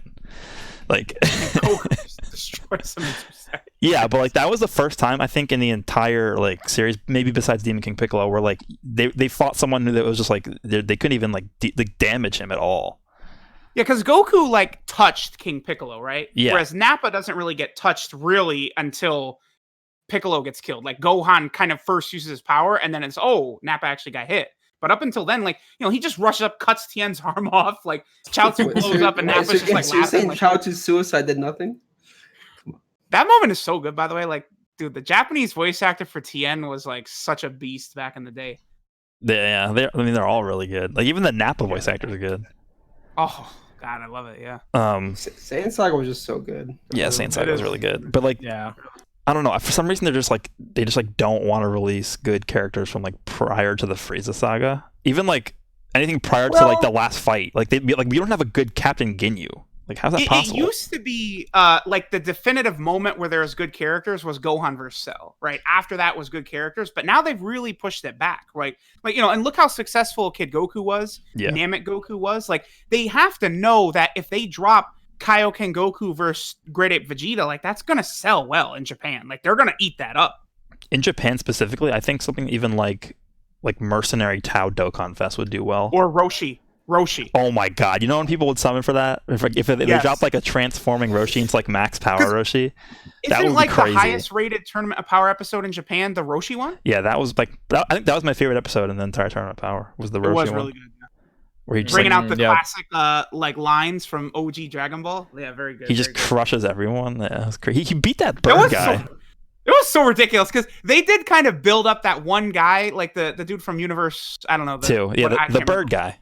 Yeah, they built him up like he was going to be a threat, and then like Roshi just like shit stomps. So it's like, okay, Roshi. Yeah, Roshi's a beast. And then he just Mafu with like 4 people, and then that was it. Yeah, okay, he did spam the They because could, like remember in Dragon Ball, it's like okay, use this, it's instant death. Like yeah. He uses it against King Piccolo. He missed, and he's dead. That's it. because I remember in the manga, right, Tien doesn't even use the Mafuba because his little pot is cracked. But then in the anime, they have him use it and it fails, so he doesn't die. And then Kami uses it, but like he's God, so like he could survive, right? And then it gets reversed. Yeah. Oh, like see that like that's a great moment. Kami in Shen's body versus Piccolo, like that could have like good cards right there. Like Yeah. because Dokkan they Fest really Shen. could give us 2 top tier Majuniors, like just Majunior and then Majunior Giant Namekian. We get like 2 like super good versions of him. Yeah, I think if they were gonna make like a Dokkan Fest of him, it would be the giant one. Yep. But yeah, they could do that. I mean, what if they gave him like the ability to like counter super attacks with that like Mafuba reverse thing? I'd love that. Yes, please. And we still have Legends Limited Goku eventually coming. I mean, they have to make him something crazy, right? Oh, the Namek one. Yeah, the Bakayuro or whatever. Yeah. I mean, yeah, because the only one that we have right now is transforming from base form. And then there's the really horrible one, the angry STR one, who's really bad. Oh, the one that survives attacks or whatever. Yeah, it's such a horrible. And then you get meleeed after that, and you just die. Yeah, it's a great mechanic. Yeah, if they just made that mechanic to where like you couldn't die that turn, like if you're above, like that would be overpowered. But I mean, actually, that would make him interesting. Doesn't the Nail SR Nail have that too? I think there was an Yeah. SR Nail that has the same ability. But it's equally just as bad, yeah. Okay. Next question is true co-op feature in Dokkan like co-op in Legends. I feel like, actually, in my opinion, I feel like more so than PvP. I think co-op would work more in Dokkan. Yes, 100%. Yeah, I agree. I think that would actually be really fun.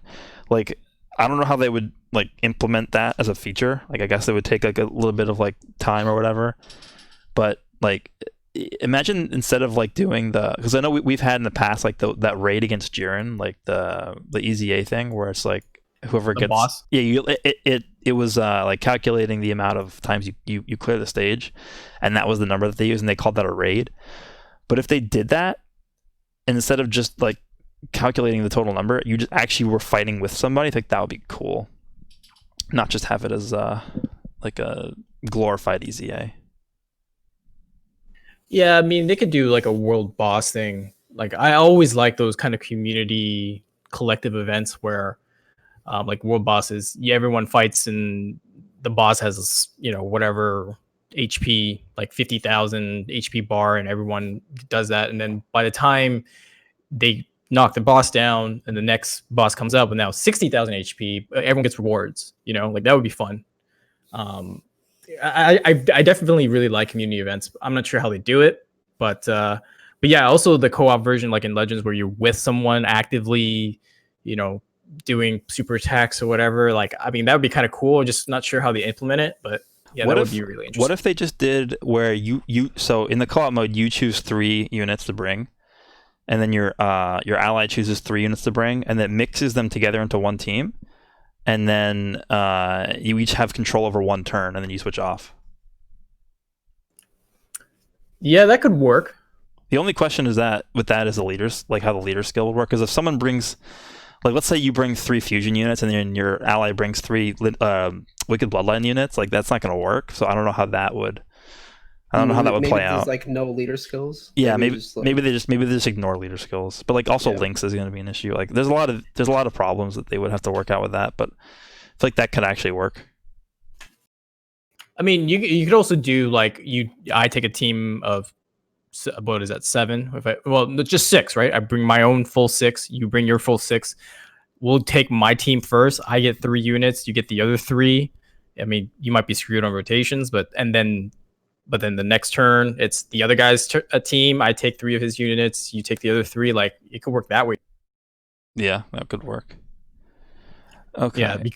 Yeah. But anyways, I mean, yeah, I'd love to see it. I'm just not sure how they'd implement it because of the game design. Yeah. Okay, so next question is, what banner / unit broke your free-to-play status? For me, it was the first banner I ever summoned on, which was the Int Ultimate Gohan Dokkan Fest, because that had full power freeze on it. Mm. For me, it was the Agility Super Saiyan 2 Gohan, the support one, like back before even the first year anniversary. I don't know if you guys know what I'm talking about. Yeah, the BoJack movie one, yeah. BoJack movie one, yeah. The one where it's like a close-up of him. He's like jumping forward, yeah. When that banner released, man, it was all out. Say that. I mean, I didn't pull him though. I turned into a whale after I rainbowed LR Vegito, the 3-year anniversary one, in like 700 stones, and then after that, I just pretty much rainbowed every like Dokkan Fest and LR first banner. I turned into a whale. I turned into a whale like 4 days after I installed the game. Yeah, it was like hour 1 of me downloading the game. On JP, it was, when did I start JP? I think it was Buhan, the Int Buhan. So I remember you saying that. Yeah, so I started Int Buhan and I went hard for him. But back then, you only needed 1 copy. Yep. Right, just Yeah, that to was have it. that was right before the dupe system came out, because I think the dupe system came out with Rose and Vegito Yeah, Blue, the there's, original one. D3 bobbed like 5 Buhans or something like that because you're summoning for something else on that banner. I remember. Yeah. I mean, I remember that banner was like Janemba. What other Int unit? It was Ultimate Gohan. Well, that was the It was all ultimate. Int. That was the ultimate win for Global because we knew that was coming. So I saved all my dupes. Oh, for the yeah. Well, I'm just talking about when I first started. So yeah, I kept pulling everything else. I pulled Janemba, whatever else was featured on that banner, and then like I hate doing singles, but I was so pissed. I was like, I'll do a single, and I got him on a single. I was like, well, yeah, okay. That dupe system was so exciting to me because I'm a huge Final Fantasy X fan, and it's basically the sphere grid from Final Fantasy X. So I've always loved it. Yeah, I mean, love it or hate it, it forever changed the game. Mm-hmm. That was the biggest thing that ever changed in the game. Yeah, that's what made them a lot more money. That's for damn sure. Yeah. Okay, next one is any specific quality of life changes outside of friend system that you'd like to see. Well, you took my answer, so let me think of another one. You guys can go if you want. I know Ryan and Nano talk about it, but when you hit Dokkan, your Dokkan meter, give me the option of when to use. So like it'll always be on the first slot, but maybe I don't want it to be on my tank in the first slot on this turn. Maybe on the next turn I'll put in my hard hitter there and like hit a button to click it and use my Dokkan meter. Like I want to. Yeah. Something for me is there's actually 2 things. One is a turn counter. And then the second thing is I want to see not just attack stat, I want to see defense stat. So like if a character has like a greatly raised defense on super attack mechanic, I want to see what the defense is when they're actually like in the middle of the turn, because you can't see that in the middle of the turn because it's you can't like click on the team button. So or when like the unit gets the buff on super attack, yeah. Yeah, so I think those 2 things definitely for me. I think for me on reset, like if you click an orb, you didn't mean to click it, like you just let's reset that turn. I feel like that could be good. Remember that like exploit? It wasn't really an exploit, but like if you saw that you're getting super attacked in the world turn or whatever, you could just like force close the app and then open it again, and then you could redo the whole turn. Yeah, yep. That was so cheap. Yeah. I'm not sad to admit that I've done that a few times. I was like, oh damn, I forgot to use an Usher here. Yeah. Or I forgot to use a Yema. Okay. I did that all the time. Oh, I know what it is. Give us the goddamn ability to use 2 King Yamas in a turn again. How about that? That's only on JP. They said it was a cool. bug. Ah, and it's not fixed yet, is it? No, I don't think so. I don't play JP. Yeah, no, I don't know why it's taking forever. Because Global doesn't have that issue right now, I don't think. JP Shaft again, man. Y'all Global players are lucky. I mean, you guys have that SR Goku. I don't know. No, don't forget about that Int SR Frieza too, the V Jump exclusive one. He awakens into one of the 10 golden Friezas. Unforgivable. Okay, and then the last question. But yeah, the friend system. See, he said anything but the friend system, but it's the friend system. Yeah, because everybody knows that that's what we would say because it's true. Yeah. Wait, I thought of a different one. Let me choose my own music. Like they have so many OSTs. When I log in, let me choose whatever OST I want playing in the background. A button to open up every node at once. I mean, it would be tough because Like there's a couple Legends. you have to select, but that would be helpful. What they like, I feel like they could update the OST of the main menu. It's been the same thing for like 5 years. Yeah. I was like that. Like, what if in the 5th anniversary you just open the game and there's a different OST? That would feel weird, but I think it would be cool. Nah, the Hercule is iconic, bro. No, not the Hercule. I'm talking about like the like the main menu, like the main I screen. mean, they even used it during the live stream, that main music menu. Or the Yeah. main. Yeah. Menu. After 5 years of hearing that, it's like I'm down for something new. Make the opening it louder, even more louder. Yeah, keep your promises. You're gonna blow my eardrums out. Dude, every time I see that picture, even if it's just a screenshot of it, I just hear instinctively. Somebody said a skip button like for summons. Oh my god, Skip button, please! please. Oh, Auto- yeah. Auto fight feature. That'd be cool too. I don't know if they would do that. Would they do that? Probably not. I feel like I feel like a skip animation for that would be summons. Dude, if it had an auto like mode, it will make people play even more. You just leave the game farming. Yeah, I mean, Definitely get more plays and. Well, the problem is the stamp system is so atrocious. It takes forever to do to regen stamp. So I guess that would incentivize people to spend more stones on stamp. But if they wanted to bring auto, they could give us like stamp tickets or log in at whatever time to get extra stamp like other games do. So that could be that too. they mentioned in one of the surveys like stamina tickets, and then they just never like followed up with that. Very They weird. got to be coming eventually. For them to mention it like that and know it's wanted, and plus Legends and Dokkan, they copy so much stuff from each other anyway. Like they're just gonna keep going. Yeah. Okay, and then the last question is thoughts on a farmable item to open up a dupe path. And then I'm going to go Not ahead gonna and just not. say no. No. Any thoughts? It wouldn't be farmable. It would use Battlefield currency. Battlefield currency. I mean, would anybody choose anything besides that? I feel like that's something they could do. So for like the 5th anniversary, they'd give you one. You would get one to open up one path on a unit, but then they wouldn't give another one to like the 6th year anniversary. That I think could be realistic, right? Super special bonus for the 5th anniversary. Here you go, a free dupe on a unit. That Yeah. would be cool. Yeah, I can but see they're that. not farmable. You know how much money they'd lose from that? That's just unrealistic. It's like a No. trade system. Trade system's never happening. Yeah, that's never happening. I think it wouldn't be farmable. It would be purchasable. Like I could see that happening, but Yeah, like with money, with real money. no. They'll make it in a way where for global it'll be in the goddamn Pilos Trove, but for JP it would be like if I were gonna do it, it would have to be with some currency, and the best way to like drain currency would be, hey, it's worth 500 red Dokkan Fest coins, and you can open up a dupe path. It's the same thing as getting a dupe, or maybe a little bit cheaper than that, so you could get that instead of like the character itself. Like I could see that happening. I guess, And yeah. The silence because I spoke it into existence. You really want those coins to be used for something besides buying characters, Dude, huh?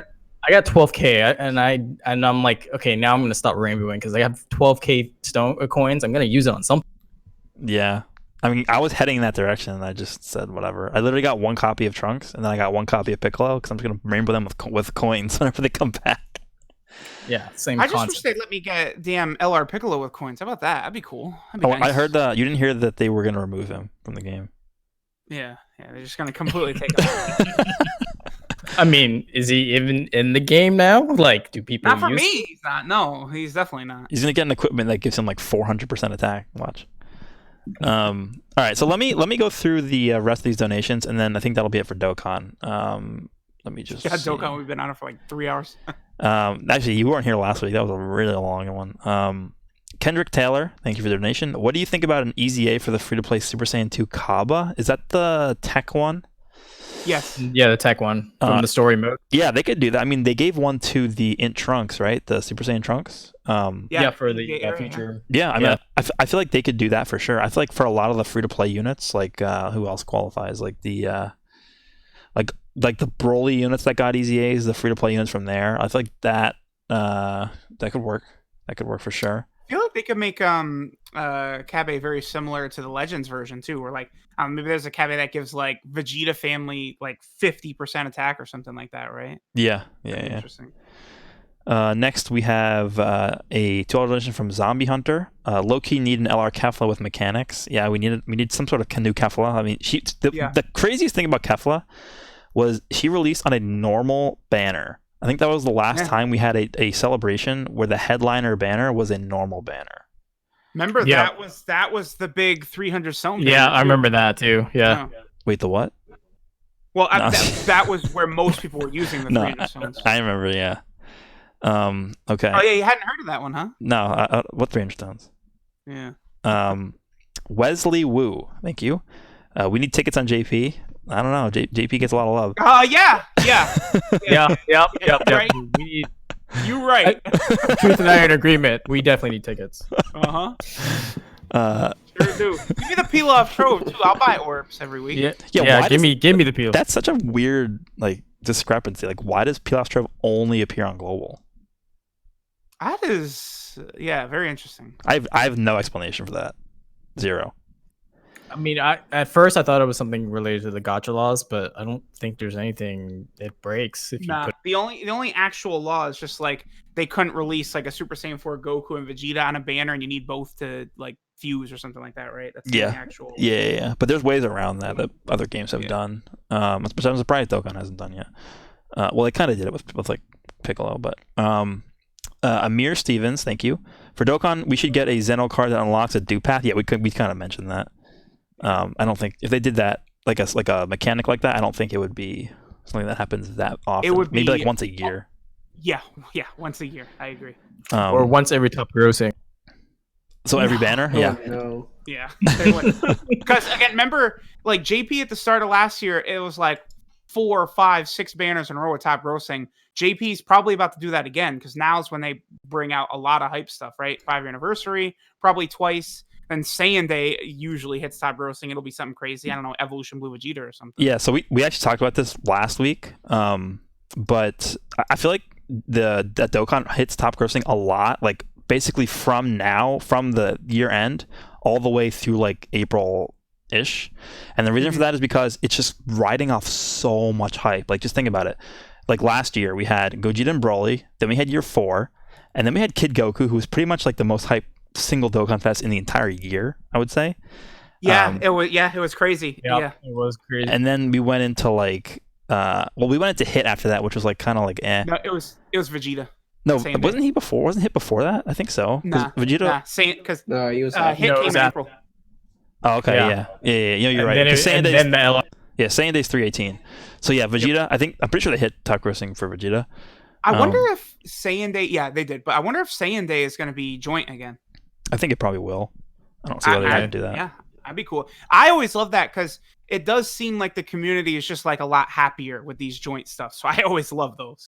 I mean, unless they want to do like, because I'm thinking about like who they would even release for that for global. I guess it could be the double Dokkan Fest of Majin Vegeta and then the Super Saiyan 2 Goku. But I think it's a little bit soonish for that. They could do the LR Spirit Bomb Absorb Goku for that for global, but I don't know. I don't know. Man, is he good?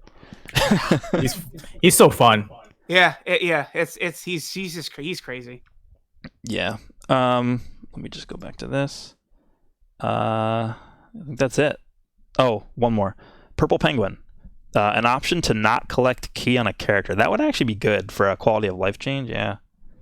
Like if you're showcasing someone and you just don't want a super attack with like one of the units. That would also help out that Dokkan attack problem y'all mentioned before. Yeah. Okay. Well, I think that wraps up Dokkan. Anybody have any final thoughts, or we can move on to Legends? I mean, it's been a dry week this week, so hopefully next week when we come back, we should have more stuff to talk about. But as far as Dokkan, I think we covered everything that was going on. I imagine by this time next week, we'll either know what the 5-year anniversary units are, or we'll know when the live stream is. One of the two. Yeah, I don't think we'll know the units by next week, but I think we'll know when the stream's happening, and we'll probably have like they're gonna put a teaser out for like the stream or whatever. And because I remember the last one had a Yardrat Goku on there. This one could have like Supreme Kai on it or something. I don't know. Gogeta. please. Yeah, did they just put the art on there of the Gogeta? like the SSR like base form Gogeta art or something like that. Okay, well, I think that's a good time to move on to Legends. So we have Nosdarachi here again, What's going on? and I think we have Brad here again, right? Yeah, I'm here. What's up? Yeah, what's going on? Welcome, guys. Just another night in paradise. Good old Saturday evening. How are y'all doing? Yeah, doing good, doing good. So with Legends, there really also has not been that much going on, right? Because I feel like, I don't know, they like brought back that Legends whatever banner with Vegito on it. Yeah, that banner, unless you are specifically missing like the transforming Vegeta or the Vegito, but like he's on the Super Saiyan Force, which is still a more optimal format than that banner. So it's kind of like just a filler content. I think it's that the start of the year, Q1, they're finishing up their New Year's vacations or whatever. So yeah, it's been super quiet other than the announcement of the Zenkai Buu joining the ranks, which has got some interesting stuff going on with him as well there. But yeah, it's been a little on the quiet side. Yeah, so I feel like it's actually really interesting that they announced Buu as the next one. That was from left field. Same. There are so many units. Like, I know Brad did a video on Deborah, and personally, I feel like Deborah should have gotten one way before Buu did. Because Can we not talk about that, please? I watched that video. I watched that video at work, and literally, I was laughing the entire time. And people were like, "What are you Dog, like? he What did are you a million watching?" on a Rising Rush, bro. Like, I had so much support. He did a mill on a Rising Rush, and I don't know. He doesn't even have bad stats. It's no tags. I could live with it. Yeah. Yeah, he gets no buffs unless you're running a chromatic, a color-based team. And even then, like his so main bad. ability is terrible too. Like all it does is like prevent debuffs for a little while or Well, something dude, like on that. paper, he's not bad. Like, you look through and it's like, okay, you got a chance for paralysis, all this crap. Yeah, he needs something, man. A Zenkai would be literally perfect. And Deborah's a good enough character to have that. Like, he's memorable. Yeah, just chronologically speaking, there were so many units that had released earlier than Fat Buu that probably should have gotten it sooner. Oh, God. Yeah, Kid the Gohan, I would say, yeah. yeah, the big one I feel like a lot of people have been mentioning is the Red Trunks. Yeah, he's a big one, too. It's so weird to me that he never got like a normal buff. Like, I feel like a lot of the units that got like traditional buffs when they used to do that, like Trunks deserved it just as much as like the yellow Goku. Like, he was bad, yeah, I'll admit that, but like I honestly, the Trunks is probably worse. Yeah, he was great when he came out, like for his level of power creep where the game was, but he got left behind so hard and so fast. Well, I feel like the problem that we're like that at least I'm seeing is if they do hybrids. If you say it was that Trunks, he's gonna do what, red? I would imagine hybrids, maybe red Super Saiyans. I don't know, but that would really help Gohan out, and Gohan doesn't need any help. Like either the yellow Gohan or the red Gohan. Yeah, well, if he did red hybrids, that would help out the LF father son a lot. Yeah, it would be stupid. That's the only thing I can think is like, but Region Well, isn't that exactly team, struggling that right tag now. needs that because you don't really see anyone running around using hybrids at high tier like levels in PvP. Yeah, Oh, so that's true. so the problem with hybrids, like the pure hybrid team, is that most of them just get like a single buff to their Z ability, and a lot of that is because they buff multiple tags, and they're really reluctant to put double buffing stats and tags. Like the Kaioken Blue Goku, the original one, is like the prime example of like one of the best Z abilities in the game because it buffs two things: it buffs blue, and it buffs And a Sun high Family. percent. And it's strike, attack, and defense. Yeah. So that's like crazy, and like not a lot of units do that. So like for example, we take a look at the yellow Future Gohan. Future Gohan buffs strike attack for future and hybrids, and while that's good, it's not like you can't make a team of 6 units that just buff one stack because it's not going to be. You're that relegated to having to use the old yellow Kid Trunks and green Goten on the bench for like a hybrids team. They're like 2 mandatory bench spots for those two. Yeah, because they buff 2 stats. So yeah, I don't know, like Zenkai Buu, I think they mentioned in the tweet, I'm gonna go pull it up right now actually, but I think they talked about the fact that they're gonna actually buff his healing, right? And then in conjunction with Baby, of course, that's going to be absolutely absurd. Oh God, I didn't even think. And about then that. he's the only member of Regen that has any type of lock-in. So Yeah. you'll be able to exploit that again. He has the he has the purple blue Vegeta thing where he locks you in Yeah, for like a few 3 second, seconds. 5 seconds, something short like that. And every time he comes in, yeah. Okay, so this is the tweet. Boo's Zenkai boosts the healing from his main and unique ability and grants him new self buffs to strengthen his offense. What does he gain back? 10% after he takes a combo? I don't. He's one of those remember. like Zamasu, yeah, where he gets a little bit back, but then he also has the team-wide heal for 20%. I mean, believe, if on they his buff main. that to 15%, that's gonna be stupid. On top of baby swapping, like, Yeah, because like imagine also with Nail running around too. Like, bruh, like, Yeah, the Region is- regeneration, I feel like at this point right now is like just one little half step from being one of the top tier lineups where you see like movies and the God Key and teams that are on that top echelon. I think it's always this will been their kick them- damage. Like, I their think, damage yeah, is no, bad. Regena's a great team. Don't get me wrong, but I think this will kick them right onto that top pedestal with Yes. those other teams with the Zenkai Buu. Yeah. yeah. So 'Cause this thing, if he's like Beerus, where he buffs his tag and his color, then Buhan is going to be a monster with this Zenkai Buu. Yep, I'm excited. So Boo does recover 10% of his health after receiving an attack, or 10% of the damage received. And then he does the no switching for 5 timer counts, which is the exact same time the blue Vegeta does too. So if he gets more offense, like we can have a situation on regen where it's basically like blue Vegeta on there, which is crazy. Because the thing with regen is regen has so many like buffing abilities. Like you have the Legends Road Piccolo, who's a supporting unit, and then you also have the baby, who's a supporting unit. So if you're coming off of that, yeah. and if you're coming off of that switch, like with Boo, and he has a lot of offense and he's locking you in, like you could just kill like many different kinds of units just from him. So we could actually that'll run put into a that serious situation. dent, like the LF Gokus, the Namek versions you see running around and stuff like that. Yeah. Do you guys think he'll take Buhan's spot or no? Because I don't know. I'm kind of torn. I mean, we have to see what he does first. But I think it depends on what kind of team you're running. If you're running a team with Baby, I think Baby synergizes way better with units that heal a lot. So I think he would probably be better with the Fat Boo after Zenkai. But if you're going for damage, you'd still rock with like Buhan. Yeah, I probably. mean, if he's really that good, you might run him like Gresh, like you run the setup of double green red for God Key. Or double You red run, green, like, yeah.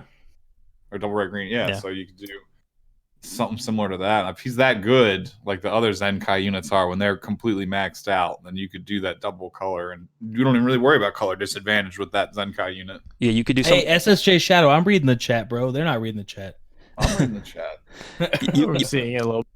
You could do what if you did the Fat Boo, the Buhan, and then you did the Yellow Cell, because Yellow Cell covers the purple counter to, Yeah, to and then green. he's got your he's got the Rising Rush protection as well. Yeah. So Also, his relevance. what if you is just pretty you guaranteed. could even do Legends Road Piccolo instead of Cell? Like, again, switching out of him to Fat Boo, like if he's locking you and he has a lot of offense, like it's gonna be scary. No, Piccolo's a good enough option. He's just a funky unit. Like, he could be so much better than he is. It's just, I don't know. I don't use him too much, I guess. His Yeah. downfall was just that he came out yellow type, which conflicted with how 100%. good that cell is. He also has like a death buff, which If is you good. had both Nail and that Piccolo dying, you'd be stacking an Yeah. impressive amount of buffs on that last remaining unit, which, if assuming it's Zenkai 7 Fat Boo, that could be a pretty monstrous situation right there. Yeah, Mhm. I just really think that you're gonna want to run Baby. Like I just don't see a scenario where you're not running him because he's just so good. Yeah, no, I kind of baby, he was the fountain of youth that rejuvenated that team from irrelevancy recently. Yeah, I just wish they would. I wish kind of they would pace it up a little bit. Maybe do like 2 Zenkai units at a time. Don't just do one at a time. I mean, I understand the Friendship 10 grind and all that, but like you said, like in one of your recent videos, when they release content, it's usually just one thing at a time, and then that's the only thing you end up seeing. So it'd be nice Yeah. if they did some diversity. Yeah, like when I said that, it was basically because, like for example, we got the Super Saiyan 4 banners, and they released 3 top tier GT units all in there. So What do you think we're gonna see in PvP? Like GT every single time. Yeah. I think I play All like GT and like Regen, and then people that are big brain trying to run Lineage of Evil to counter all the Saiyans. and movies. I saw so many movies teams like the Yo, past day and a half. I think a lot of the Asian players too stick with that movies team also. Like it's extremely popular. Like all the like high ranked players that are Asian that I follow on Twitter, half of them are all still using that movies team. Yeah, I actually think if you take a look at like everything that's going on, I think the meta is actually in a pretty good spot. There's a lot of good teams that you can use. Like Regen is really good, GT is really good, God Key's really good. Obviously, Lineage is good, Movies is good. So it's not like one team that you're seeing over and over again, but it's just always going to be the most recent team that's come out because I feel like people are just testing it out, want to see how it does. But for me, the teams that I've seen the most are just GT and then Movies. Yeah, definitely GT everywhere. I agree with that. Some people are trying to work like Vegeta family and Goku, like Son family, but I think both of those teams themselves have fallen off a little bit. Son family is still pretty relevant, but Vegeta family still needs a few things, I think, before it. Like I was really hoping one of the units would be in like a Zenkai, like a Vegeta unit or something, but Yeah, I mean, Sun Family will always be relevant just because there's always going to be Gokus and Gohans and stuff in the game. oh yeah, they're still commanding the single tag with the most LF units, comparatively speaking. So Like, I don't think they're ever going to have to specifically release a banner to buff that team. Like, it's always just going to be good by itself, like, from stuff that comes out for that team. You know what I was actually thinking about, though? What if they did Zenkai Awakenings for Legends Road units? That'd be that cool. would be good. I would be down for that too, because even that assemble those 6 units that we have right now to build a Legends Road team, and it's not very functional. They So could definitely need something there. They as could well. build that into the Legends Road events themselves. Like, I know that you would probably need to limit break them to 7-star first, which we don't have yet. I think it's 6, so we need 1 more star. But like, if they just, because right now, like the Gotenks Legends Road came back, and pretty much the only thing there is to do in that is to just get the last Soul Boost panel fully open, and then you're done with the event pretty much. So there really isn't that much to do with that event right now. So like, if they were to go back and revisit those Legends Road units, I feel like they could actually Zenkai them, and then that would be that would make Yeah, those like teams they a lot could better. add all those diamond-shaped souls you need into the exchange shop for the Legends Road event and everything. Yeah, To be yeah. farming the coins to exchange them for those souls instead of the. That seems like the most logical transition. Like, I don't know, 6 months from now, once they've cycled, like you said, all the Legends Road units all to the 7th star, and now what? It seems like that would be the next like logical progression would be for them to add something like that. Do you guys think we're done with Legends Road units? Or you think we're gonna still get a bunch more? No, No. I think they're gonna keep doing that. Yeah, Yeah, they're gonna keep him. It's a farming tool, stamina drain. So yeah. I mean, because when did we get the Green Gohan? It was actually not that long ago, like 2 months ago. 2 months ago? Yeah, something like 2 that. Yeah, that was. I think it was right before or right during the Kid Buu Super Saiyan 3 Goku festivities. Was it? It was right around then, like give or take a week or two before or after. That sounds right. I think it was after. Yeah. But yeah. Either way, he's a bomb. He's really the one. If they were all his level, we'd be fine. Legends Road would be a good ass team. Wouldn't even need to talk about Zenkais. But Yeah, I mean, for me, because like Kid Goku is one of my favorite characters in the entire series, and to relegate him to being like the first Legends Road unit who has like not a good kit. He has free to play stats from a year ago, more than a year ago now. I don't know. It's just I feel like they need to do something to help him out. I agree. They took a crap on him for sure. It's also a crying shame that his green card isn't chainable. Like you it's literally so hit them with a annoying, stick, man. and they're in a backwards flying, like hit stun animation, but you can't like combo out of it. I don't like that. Yeah, I was actually just doing the Goku rush today, and I used that green card on him because for the first stage you have to use 3 Dragon Ball units for one of the missions, and I was using him for that stage, and I was like, oh my god, I wish you could chain off of this green card. It would make him so much better. He would actually be kind of solid then. Yeah. I actually like the format of the Challenge Rush content too, like the way they did that. If they stay consistent with that, I think. Although I have seen a lot of newer and of course the free to play lower budget like accounts 6 months old or less that are kind of complaining about not enough easy content. But that's something that I never think about when I log into play. Yeah, I mean, because like if you think about those like events that have like those 50 stages or whatever, whenever a new banner releases, like the baby one, I believe the cooler one, the cooler had one. There was a full power Frieza one. So like all these banners that come out nowadays have those events that are 50 stages, and then you get like 1,000 crystals from them. And I feel like a lot of that stuff is probably not doable as like a newer player, which is annoying. No, definitely not. Like it's, I mean, and that, and I think the challenge rushes, there's definitely certain content that they have gated with more advanced players in mind. Well, dude, I'll tell you, even starting like a second account, you guys are 100% right. Like, it's so hard to get anywhere at the very beginning.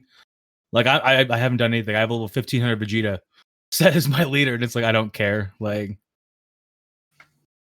yeah, it's definitely like you're pretty much relegated to the story, you know, like whatever PvP you can accomplish, and just trying to, you know, build your account. But there's a lot of focus on putting out game content for accounts that are already well established. That if you don't have everything, you can't even begin. Like the challenge rush over the holiday was one great example of that. And this one too, like you're saying, how it's 10 stages, but realistically, when you go to examine it, it's 20 stages because they want you to beat each stage twice with 2 wildly different team builds. So yeah, you got to do each stage the minimum of twice, assuming you can get the time-based challenge done as well. So there are a ton of like players that are not going to be able to get everything done there. I would say overall, though, I do like this challenge rush a lot better than previous ones. I feel like because a lot of them only have one enemy, and that's a lot easier to deal with just because it makes Rising Rush a lot stronger, which I think would help newer players out more. I mean, obviously, it doesn't give as. I don't think it's going to give as many crystals. I think it's going to be what 590 in total. Out the other rewards this time, like bells and tickets. Yeah, which I think is good. Like not every crystals. Like if you're a newer player, you don't really need that many crystals to like just start an account. Like you're gonna need stuff to help like train and farm up other stuff. So I kind of like that. I don't know. I feel like they've actually been doing a lot of good things recently. Like the Super Saiyan 4 banners were actually really good. And then they do like the Goku. We'll get to the banner in a second, but like the challenge rush is really good. They're bringing back Legends Roads a lot. So like honestly, like the start of this year has been pretty good for the game, I think. Besides Zenkai Awakens, I completely still hate Zenkais, but besides that, I think they've been doing good. Yes, and it's something that I hate with like an asterisk over it because the system could be so good if they hopefully will make it just more accessible. Like it needs to just be more accessible for less like financial investment. I mean, I get that they need to make money and hit their thresholds, but I think certain things that are directly tied to the multiplayer competitive aspect of this game shouldn't be as heavily financially gated. They could find other ways to make money that if they like capped it every couple months and like it was just like you got Zenkai 1 and then okay, 2 months down the road you can get to Zenkai 2. 2 months down the road you can get to Zenkai. I think that'd be perfectly fine. I'd love it. You can still have your whales who want to whale out the second that comes out. It just stretches out over a couple months then. But I mean, Zenkai 1 is perfectly fine. I can fight Gokus and they still go down. You get to Zenkai even like 6 Beerus, and Jesus Christ, it's like I can't even touch him. Like it's ridiculous. Unless you have a purple, you literally won't win if you don't have a purple unit. Like they're too strong. Like even I was watching a video of somebody using the Broly at Max Zenkai. Yeah, that Asian player who took the time to do him first. Yeah, I saw that too. Yeah, I know him, and then there was another video I was watching where it's like this is like I've played against a few of them. Obviously my account is really, really good and stacked and whatever. Like you could tell that they're on a different level than like every other unit in the game pretty much. Like it's crazy. If you were to compare like I actually have not fought a Zenkai 7 Goku yet, but I've had experience fighting against Broly, and even against my Beerus, like who is type advantage and he's like the best unit in the game, like he did not like just completely dumpster on Broly. Like Broly was still able to hold his own somewhat against Beerus. He's type of disadvantage. Dude, people crapped on him saying he was the worst of the 3, and honestly, like I enjoy using him way more than Goku. Like Goku's fun because he does a lot of damage and Sun Family and all that stuff.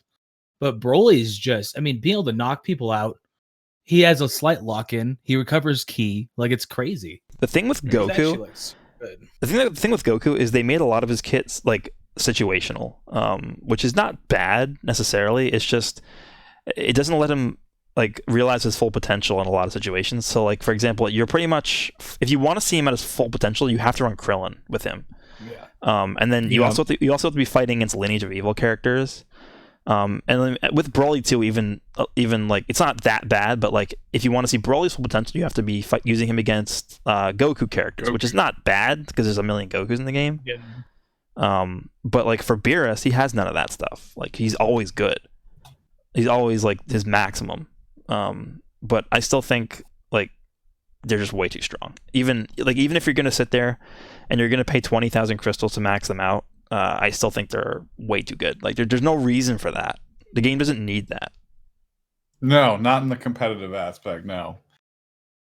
Like I don't know how you would like. It would have to be something more accessible that more players could attain to get the older units more relevant. But outside of that, I don't see how there is a competitive way to work that system into the game.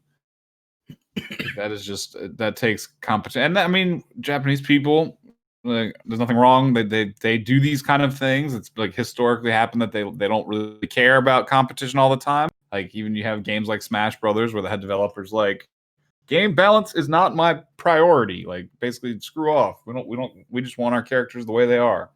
But it's bad if they want to throw like tournaments and stuff like Vegas, if they allow if they don't restrict characters like that in tournaments like that. That's going to be an interesting show for sure. Because someone's just going to come in with their triple Zenkai team that spends $16,000 on the game in the month of December, and he'll just face roll all the competition.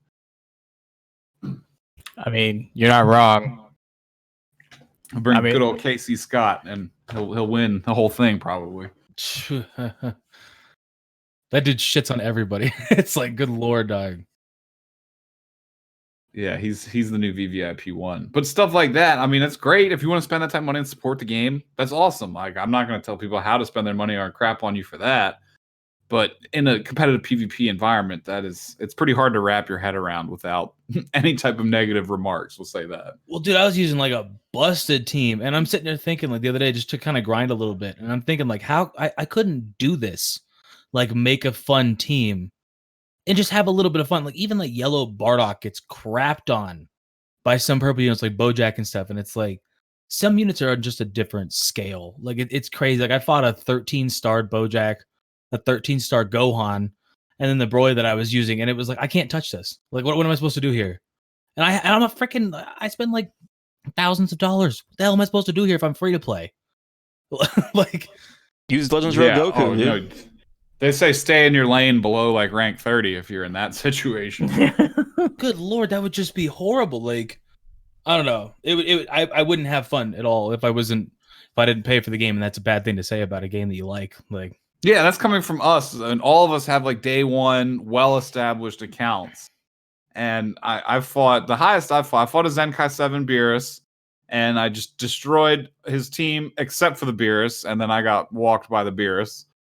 I've done a Zenkai 3 Beerus. Up to Zenkai 3, I can take them out almost like they're normal units. But like you said, once you get above and beyond that, it's like fighting a boss fight AI almost, where they have like 5, 6. You can't touch you may as well have like 42 different health bars like that Kaioken Goku in the challenge rush. No, legit. Yeah, so like a lot of people are always talking about like, oh my god, Beerus does so much damage and stuff. But to me, I've used him a lot at Zenkai 7s at this point. And the thing that impresses me the most about him is his defense. Like he doesn't take damage. Yeah, That's the crazy. You want to make him that strong? Fine. He's got to be a glass cannon. You can't round him out. Like what the hell? Yeah, and and he have a weakness. Every character should have. Wait. His kit is like literally off the scale. So all of his damage, all of his defense, he seals your main ability. He seals a card in your hand. He debuffs you with, I think it's 20% damage received, and then you also buff your allies with 20% damage done whenever he switches out. And his green card does the Super Vegito's thing where he removes your buffs 3 times in a match. And that can completely remove the relevance. You and Rhyme for this. You and Rhyme buff Beerus. They buffed him, dude.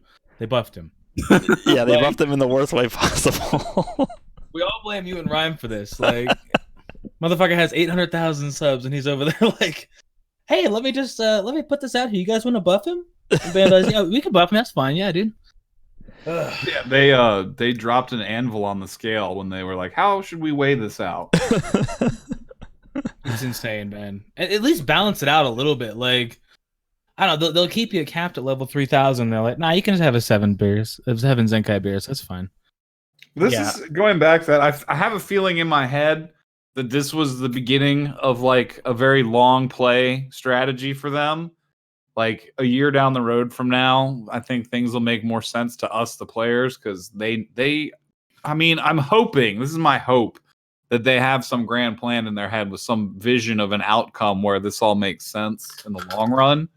But right now, at the beginning stages, it's just way out of balance towards those people that, you know, spend more money on the game, which is, I mean, in my head, it all makes sense, like their business plan. Well, this. it always Hoping that happens. it- I mean, it you has had DBS 100%. Broly came out and the Holy Trinity took over.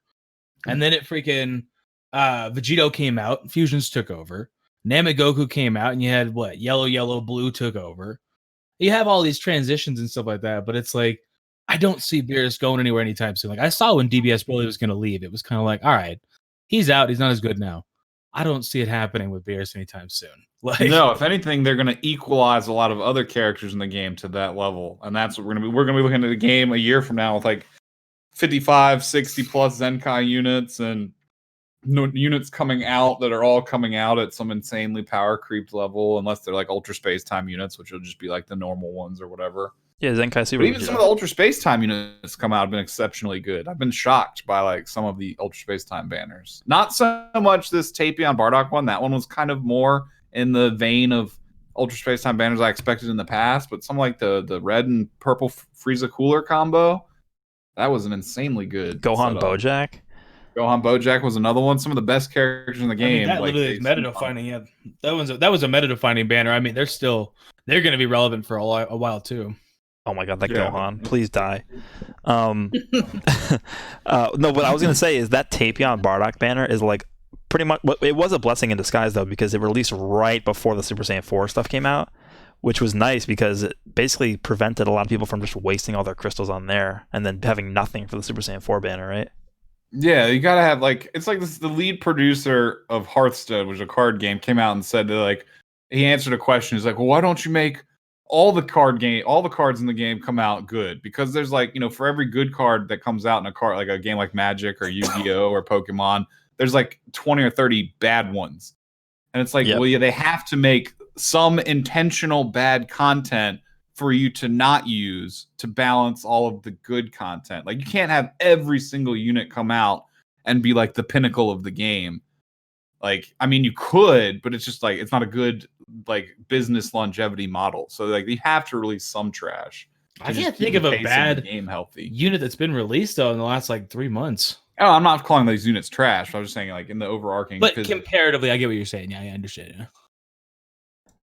Okay. Let's move on to your thoughts about the current like 500. I think it's like the 590-day celebration. I think it's a really good celebration, especially the banner that's out right now, the Goku Everyday banner, because yeah, you can't buy them with the tickets with Z medals, which you could last year. I think it was last year they had this. Yeah, that was the biggest complaint I saw on social media, that people were instantly like pitchforking and torching because you can't exchange Z medals. But I think there's an incredible amount of value they're giving away for free. I think it's a good celebration too, honestly. I mean, yeah, it'd be nice if you could get some extra tickets with Z medals, but they're giving away, what at the minimum, I think like 49 or 59 tickets that are Yeah. accessible. So I completed. then- I actually completed all the missions already. I haven't done my video yet. I haven't done it yet, but I have all the missions done, and I did the first 4 stages of the challenge rush, and I'm sitting at 40 tickets. So yeah, I I mean, think it's that's 49 or solid. 59 was like the total number after all is said and done. it's probably gonna be 59 because 59 for Goku, but Okay, what That is makes sense, 59? too. Fill me in on that. I actually don't 100% know. I feel like a terrible Dragon Ball fan. It's just 5 is Go and 9 is Is Ku, I yep. think. Yeah, So yeah. when you say them back to back, it just sounds like Go Ku. yeah, same thing with Go 10. Go is 5, and then 10 is obviously 10, and then Gohan is the same thing. Gohan's 58, isn't he? Yeah. So that's why. Okay, I thought it was something related to like the show, and I was like, "Damn, I suck, bro." I'm No, not no, even no. No, so it's like a May the 4th be with you pun for May 4th. Yeah. And stuff like And that. like Saiyan days, March 18th, 3. Yeah. So 3 is Sa. Like if you abbreviate, like San is 3, but if you abbreviate it, it's Sa. So Sa, and then Ichi is 1. So Sa I, and then Ya can be 8. It's another way of saying it. So Sa Ya is 318. So that's why Saiyan Day is March 18th. Yeah, they Cool, have like feel all Japanese those. now. They have like all those weird days there. They do that, like anagrams of different things. Puns and stuff like that. But I think this celebration is actually really good because if you look at the banner, it's when I first saw the tickets, I was like, oh, like that's, I guess that's really cool. We get like 40 tickets for singles, but no, like it's steps. Like for one ticket gives you like 3 summons, and then you have sparking guaranteed on like the 3rd step. That's really good. And there's some really nice units on there. We have Super Saiyan 4 Yeah. Goku on there, like the green Goku's on there. It's really good. The only way it's not a good value for you is if you somehow end up with like only Heart Virus and instant transmission Gokus. Like You just because there's cursed every single Goku everybody on the- watching, Doug. I think it Everybody's would have cursing been every single cool, person. and I understandably at an extremely low drop rate, but they probably should have put on like the Super Saiyan 3 LF and the Namek LF Goku on here too. I mean, we've had Vegito return now on like 9 different banners, for like a Oh my god, yeah. 0.005% chance for this free ticket. They should have put the LFs on there, I think. It's so weird because I remember post anniversary, there was a long period of time, like 2-3 months, where Super Vegeta was not on any banner.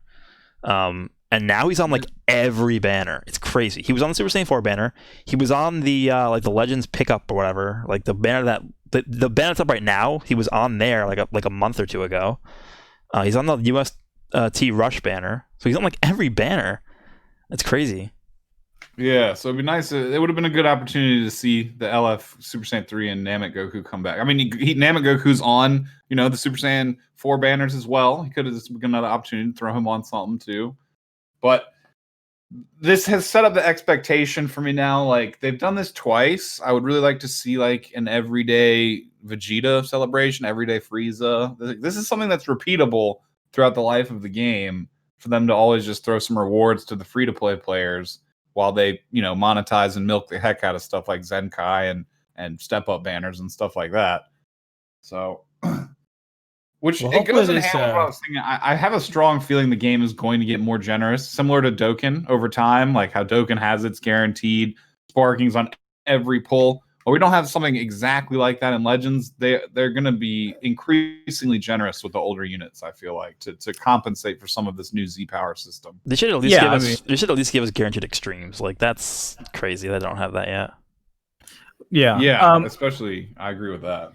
Well, what you're saying with them being more generous over time, but that's just typically if you want a good gacha game, that's what happens. Because if you want more new players to jump in, they're always going to be behind the day one players, right? So you need a mechanic for them to catch up. So having more of these kind of like 590-day celebrations, it's kind of cool. It'd be an incentive to get new players to come in and catch them up, relatively speaking, to the more veteran players and hook them in further. Yeah. And it's like you said, it's completely logical as the roster expands to make it more accessible, especially when they have like the new extra 7-star 14-star system. So just obtaining the character by itself that's just the start of your journey, not the end game. I feel like we're already starting to see that a bit with the like the sparking medals. Like you can exchange sparking medals for Z Power, like the multi Z Power, and I've actually been doing that. That's how I've got my Broly, my EX Broly up to 3-star. He was 0-star, now he's 3-star. That's pretty good just from logging in every day. I have to agree. Actually, those are one of the absolute best things in the game. Like, yes, I got my Super Saiyan 4s both up to 3-star with those, and then now I'm working on LOE. It's a blessing to have something like that in the game. That's actually, I was listening earlier when you all were in the Dokkan portion. And someone had mentioned like the ability to get an item or whatever to open up a dupe path for whatever character you want Like it's almost like that, but Legends found a way to make it work. Yeah. Also, because Legends obviously requires way more dupes than Dokkan does. That's one of the reasons why that works so well, I think, is because, I mean, it's kind of expected. We're at a certain point in PvP where like you have like not just 2-star units, you start having like 4, 5, 6-star units that are, you know, buffing your team. Because the main thing with stars, I think, in Legends is more so than stats. Like it's being able to run certain units on certain teams. With the whole like, oh, once you get to 6 stars, then you get to buff this tag, or then you get to buff this stat on the team. So that's sort of the big thing, I think, for me, where a lot of people are trying to get to. Yes, it turns a character from being a liability on that team to being a contributor. Yeah. Mm-hmm. So yeah, I definitely like those, and that they've added them, like you said, for extreme units as well. That makes things all the better. So that system. And also think about how many different exchange shops there are now. Like we have the guild one, we have the co-op one, we have the mochi one, we have the Legends Road ones that are always there. We have rare metals, we have Z metals. Like there's so many exchange shops that you can use. Like we're playing something like Destiny now. We have 19 different currencies in the game. Yeah, but it's a way to, I guess, allow players to have more paths of getting like certain things in the game. I think that in this scenario, I don't think necessarily more is always better, but I think introducing different ways to get like new players access to like different things in the game is good. Because it basically, because it basically like it requires them to do less work to catch up. Is what I'm saying. Well, I think the problem has always been that like they do a good job. Like Legends takes 2 steps forwards every time. Like something big happens, it's like hell yeah, and then they go a step back, and it's like hold on, like bro, you guys were kicking ass. What are you doing? You know, that's how it goes every single time, at least for me. Like I'm always hyped, but I'm like, yo, this is a really good change. This is great. And then like, by the way, we also got Beer as a buff, and it's like, oh my god, all right, yeah, no problem, dog. Like, I think a lot of the times when they do stuff like that, I think it's often just experimental. Like obviously a lot of it isn't experimental and they know exactly what they're doing, but like if we go back and take a look at like how many times they changed the format of different like summons in the game, like since the game came out, like it's obvious that they didn't know what the best thing was going to be, and that it was a lot of it was there for experimental purposes so that they could figure out, okay, this is the system we want. They're guinea pigs. Yeah, I mean, we originally had nothing. And then we had 999. Now we have the 20 Z power, and then every single step up for like the first like 10 months of the game was different. So it just, I don't know. I feel like it's taken them a while to just understand like how to operate the game effectively. But unfortunately, a lot of it does come down to how much they can net in terms of revenue. So that's just. I have a feeling we'll see still more and more changes over time until they can lock down a couple consistent top grossings as well. Yeah, and also like I remember they mentioned this in like the feedback post they made on Twitter like a month or 2 ago now at this point, where they were like, "Oh, well, we'll consider adding like LF units to the multi Z power." Well, it's like what, is that coming or not? Like, you can't just say that and then not like follow up on that. It's like 2 months later. They'll probably, what that means is they're gonna have they'll have their own special currency that's gonna be like triple the value of what the regular sparking one is to get. Like, oh, this one will work on LF units, but it costs 1,800 to get instead of just 400. Yeah, I don't know. It just feels weird to me that they would even mention that. Like, if I was running the game, I would not mention that at all, because now everyone expects that to come. Yeah, there's an expectation.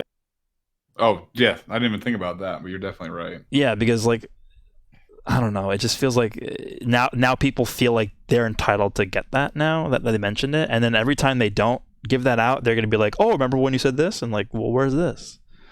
I don't know. Yeah, and they go to the Play Store and 1-star review bomb the game. Yeah. I spent 5,000 crystals and got nothing. This game 1 stars. I'm not gonna lie. There's been a couple times, dog, where I spent like 40,000 on Vegito, and I was like, "Yeah, I think I'm out. Like, I'm good." And then did it ask you to rate the game in the Play Store after that? It's like, please rate us. Well, dude, I went back and looked at my damn review when the game came out. And I gave it 5 stars and said it was dope. And it's like, what the hell are you doing, Brad? Yeah, I feel like a lot of those ratings though are just like reactionary. So like if you got shafted really badly, you're gonna go and rate it on 1, and then if you pull like 2 Vegetos back to back on singles, you're gonna go ahead and rate it a 5. So it's like I don't really trust those Facebook groups, and you can tell, dude. Like, just go through the damn Facebook group, and it's like, oh my god. I understand Salt. I get it, bro. Like, but you're playing a damn Gacha game. You got to get it. Yeah. You got to understand. Like, Yeah. This is something you opt into. It's not like they're forcing you to consume Dragon Ball. just go play content in the fighters, bro. Go play Xenoverse. Like, I get it, but like, damn, man. Yeah. What are you gonna do? Okay, I think that. I mean, again, there wasn't really that much to talk about this week, just because nothing. Yeah, happened. we're severely lacking on news on the next Ultra Space Time banner. I think Tapion and Bardock now leave in like what 2 days. Oh yeah, So, we should speculate because I think that would be pretty fun. Because we don't. This is the first time I think in multiple Ultra Space Time banners where we have no V Jump preview for the next one, right? yeah, we're literally flying blind right now, and the plane is about to run out of fuel in 2 days. Yeah. So I believe we probably will be getting previews on Monday. So in 2 days from now, there has to be something Yeah, I coming. imagine so. Any thoughts or so the way I generally think about this? First want in the game, but I want an Ultra Space Time banner with maybe Champa and someone from Universe 6. Give me Champa and Vados, all right? Well, the way I usually think about like what I want to come next is like what teams need a buff. So I'm actually gonna open the page and just go through. Hybrid Super Warriors. Love. Yeah, Super Warriors. What if God. Give me a Sparking Tien and Master Roshi and a new Krillin banner. what if they went back to like the Saiyan saga and they just did like the Yamcha Tien, Chaozu, I really Krillin. wouldn't mind that, honestly. Like, if it was all 4 of them, Give me I the don't- ones that are training with Kami. Give me ones with halos over their heads that are all training with Kami. I'll take it. Like when they're training, because we just got like the Ginyu Force EX. It would be like, you know, those 3 versus the Ginyu Force, and the Ginyu Force is dead when they're using them on Kami, King Kai's planet. I would love that. I'll eat hell, that give me up. a Kami. I'll take that, dude. Like, that'd be dope. I personally, Yeah, King Kai unit. I personally really want Dragon Ball Saga units, but I don't think that would be. But this is something that might not, because we're also considering it's in Q1, so we know they're not going to release anything ultra hype right now because Q1 just historically always starts super slow. Yeah. So now would be a great time for them to do something like Garlic Jr. or Jr.. Dragon Ball units or, you know, just anything like that. Yeah, I mean, because like right now the Dragon Ball tag is literally Legends Road Kid Goku, Demon King Piccolo, and like EX units. That's the entire team, and Bunny Bulma. Well, I've tried it, dog. It's not fun. I mean, it could also be. I was gonna say, like, the last time it was kind of dry or slow, wasn't it the female warrior? that Oh came my out? god, yeah. That okay.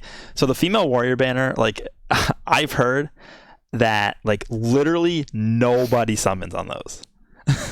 Yeah, I think they've actually physically going to change their formats for females in the future because of how poorly those banners sold. But like the crazy thing about the female, the way they did it is because they split it up into 2 different banners last time, which makes no sense. It's like you take your least profitable like tag basically in the game, and you create 2 separate banners off of it instead of just making it all one banner. I think if they made that banner into one banner and they had 4 new units on there, that would actually be good. Like a lot of people would summon for that because that has so much the ones that value. Red on there. 18 and the Cocoon Sun Rosie and all them. And Yeah, stuff. and then the Bunny Bulma. Yeah. If that was The all one dual banner, format for that, like you said, that made absolutely no sense. Maybe for something like Kefla, they could have pulled that off. But for something like the Super Saiyan 4s, yeah, it's gonna work if they're step ups, which definitely worked this time. But for something like female warriors, like imagine one headliner is Rosie and Kakunsa. Like I don't even know who that is. No, literally though, like I had no idea her name was Kakunsa. yeah, they were in all of like an episode and a half of Dragon Ball Super, I think. Yep. collectively. Yeah, I don't. It just makes no sense to me that they thought that was a good idea. But I think they learned their lesson there. I think if they do another female warriors banner though, it probably won't be until Valentine's Day because that's coming up pretty soon. It's like a month away. Smart. Yeah, goddamn. Time And if if they abandon that females only format, they're gonna sprinkle it in with like chronological relevancy. Like you'll see like maybe like a Ultra Instinct Sign Goku and Kefla banner or something like that. Well, they could just release a Kefla banner like for Valentine's Day. Like Give us a new Caulifla and a Kefla. That'd be sick. just think about this because there's 3 different kinds of Keflas we can get. We could get a base form Kefla, Super Saiyan, or Super Saiyan 2. Probably they're not going to release Super Saiyan 2 first. They're probably going to go base. Maybe they do a base form Kefla and then like a new Super Saiyan God Goku or something. That would be cool because like they fought against each Same other. thing. Well, even though base form Kale never really fought, but she has her Berserk and then her just hulking yet toned down, controlled version of her Berserk transformation as well. Yeah, and then also that could help the Universe 6 team because that team really doesn't work well. Yeah, and then them and maybe a Champa and a Vados, like an EX Vados, just like Whis, who kind of does the same thing. I would be all for that. That would be good speculation in my sense. Like Universe 6 support is something that I think would be great. Although honestly, I'll tell you, I've learned something with Legends that like they do a good job making units. Like Dokkan really never captured me on units that I just didn't like. I was like, I'm not going to use them anyways. I don't care. Legends does a good job making me like units that I don't like. Like they make them good enough. Like when Saiyan Saga Green Vegeta came out last year, I really didn't care that much about Vegeta back then, especially that one. And he was a bomb unit. Like it was a lot of fun to use him. So they do a good job. So I've learned to just not care too much. You know? Like Bojack is another great example. Like who in the entire world's favorite character was Bojack? Like nobody. Oh, dude, there's some kid out there who's pissed, bro. I've been a Bojack stan since I was 8. Like there's some kid, dude. Yeah, but they showed him all the love he never got, and he's goddamn best characters in the game. Well, Bojack. that green Vegeta had like the yellow Gohan green card. That like so annoying. No, yeah, dude, he had the I made vanilla a video version on of him that recently, before it and he wasn't also even gave you a that damage bad. buff and restored your key at the same time. I know. That's the problem with that Gohan. If you took away like 2 of his things, like he wouldn't even be that bad. The thing with that You couldn't Gohan, chain into blast or something like that, you know? the thing with that Gohan is if you lock somebody and then you get a combo going, you can pop his main ability in that combo. It's crazy. It's crazy. If he didn't get 50 key, it wouldn't be as wild. You know what I mean? Oh yeah, it's just here's a free combo with a free finishing move, Yeah. and it's the nuts. character can't switch out. So I've actually seen an iteration of that movies team where instead of blue Vegeta, you're actually running green Broly because he gets so many green cards that you can just use them all with Gohan. It's not a bad idea, honestly. It's so annoying. I hate that green card. It's too good. Because if you're just sidestepping and then they decide to use that, like you get caught in it and you vanish into it. Dude, think about this. If you put that green card that he has on like purple Chaozu would become like top 15 in the game. Like, It's not even he like already is, dude. He's already really It's not good. even a joke, dude. Like, he legitimately would be amazing, and he would just blow himself up at the end of the combo, and it would still be a success. They need to make a self-destruction team meta. Like, give us a good. That would actually be cool. I would actually dig it, honestly. Like Android 16. Like, give him a Zenkai. Give a Zenkai to the EX Chaozu. What else? Yeah. A good like Majin Vegeta. Who else We just blows need a new himself Majin up? Vegeta. the only thing that happens with Majin Vegeta is they just need to remove his self-team harming debuff, and then he'd be good to go. Yeah. Like like the final explosion is actually really good. Yeah, dude. His card he does good damage. Like he's a good Saiyan supporting bench unit. Like He just hurts your nothing team. bad that's it. about him except that dang debuff. It's terrible. Yeah. I guess Super Saiyan 4 Goku could also be a self-destruction unit because he does that against, or he tries to do that against Super 17, right? He tries to blow himself up. Yeah.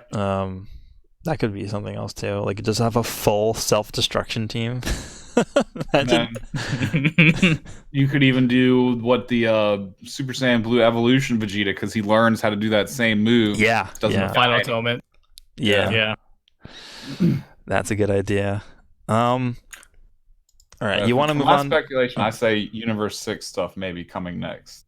Yeah, I think that's probably Or Garlic Jr. Something down tempo, but hopefully useful. that would be crazy if they released Garlic Jr. and Legends before Dokkan. Or like Dr. Why? Wheelo or something.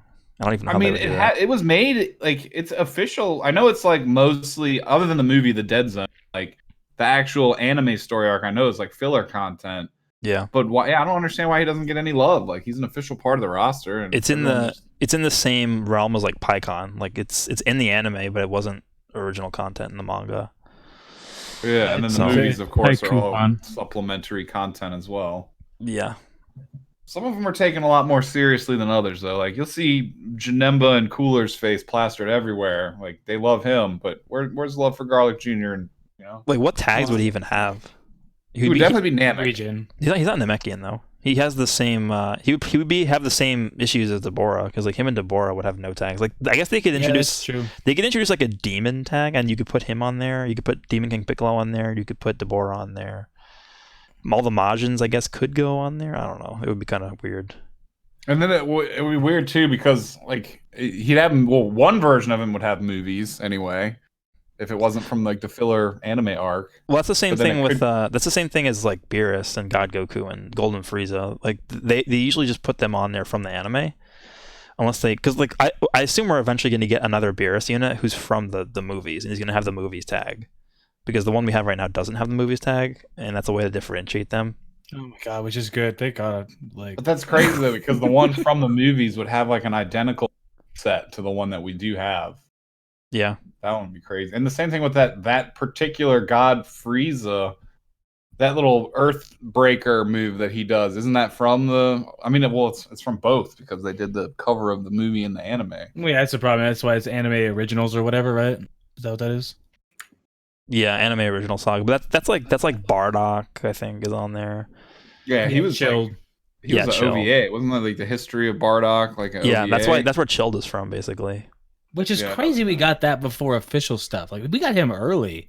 He was a space I remember when time. they dropped, and I was like, "What the heck?" Like I'm down for it. I like Bardock, but like of all the Dude, things to port over, think about how many Bardocks are in the game.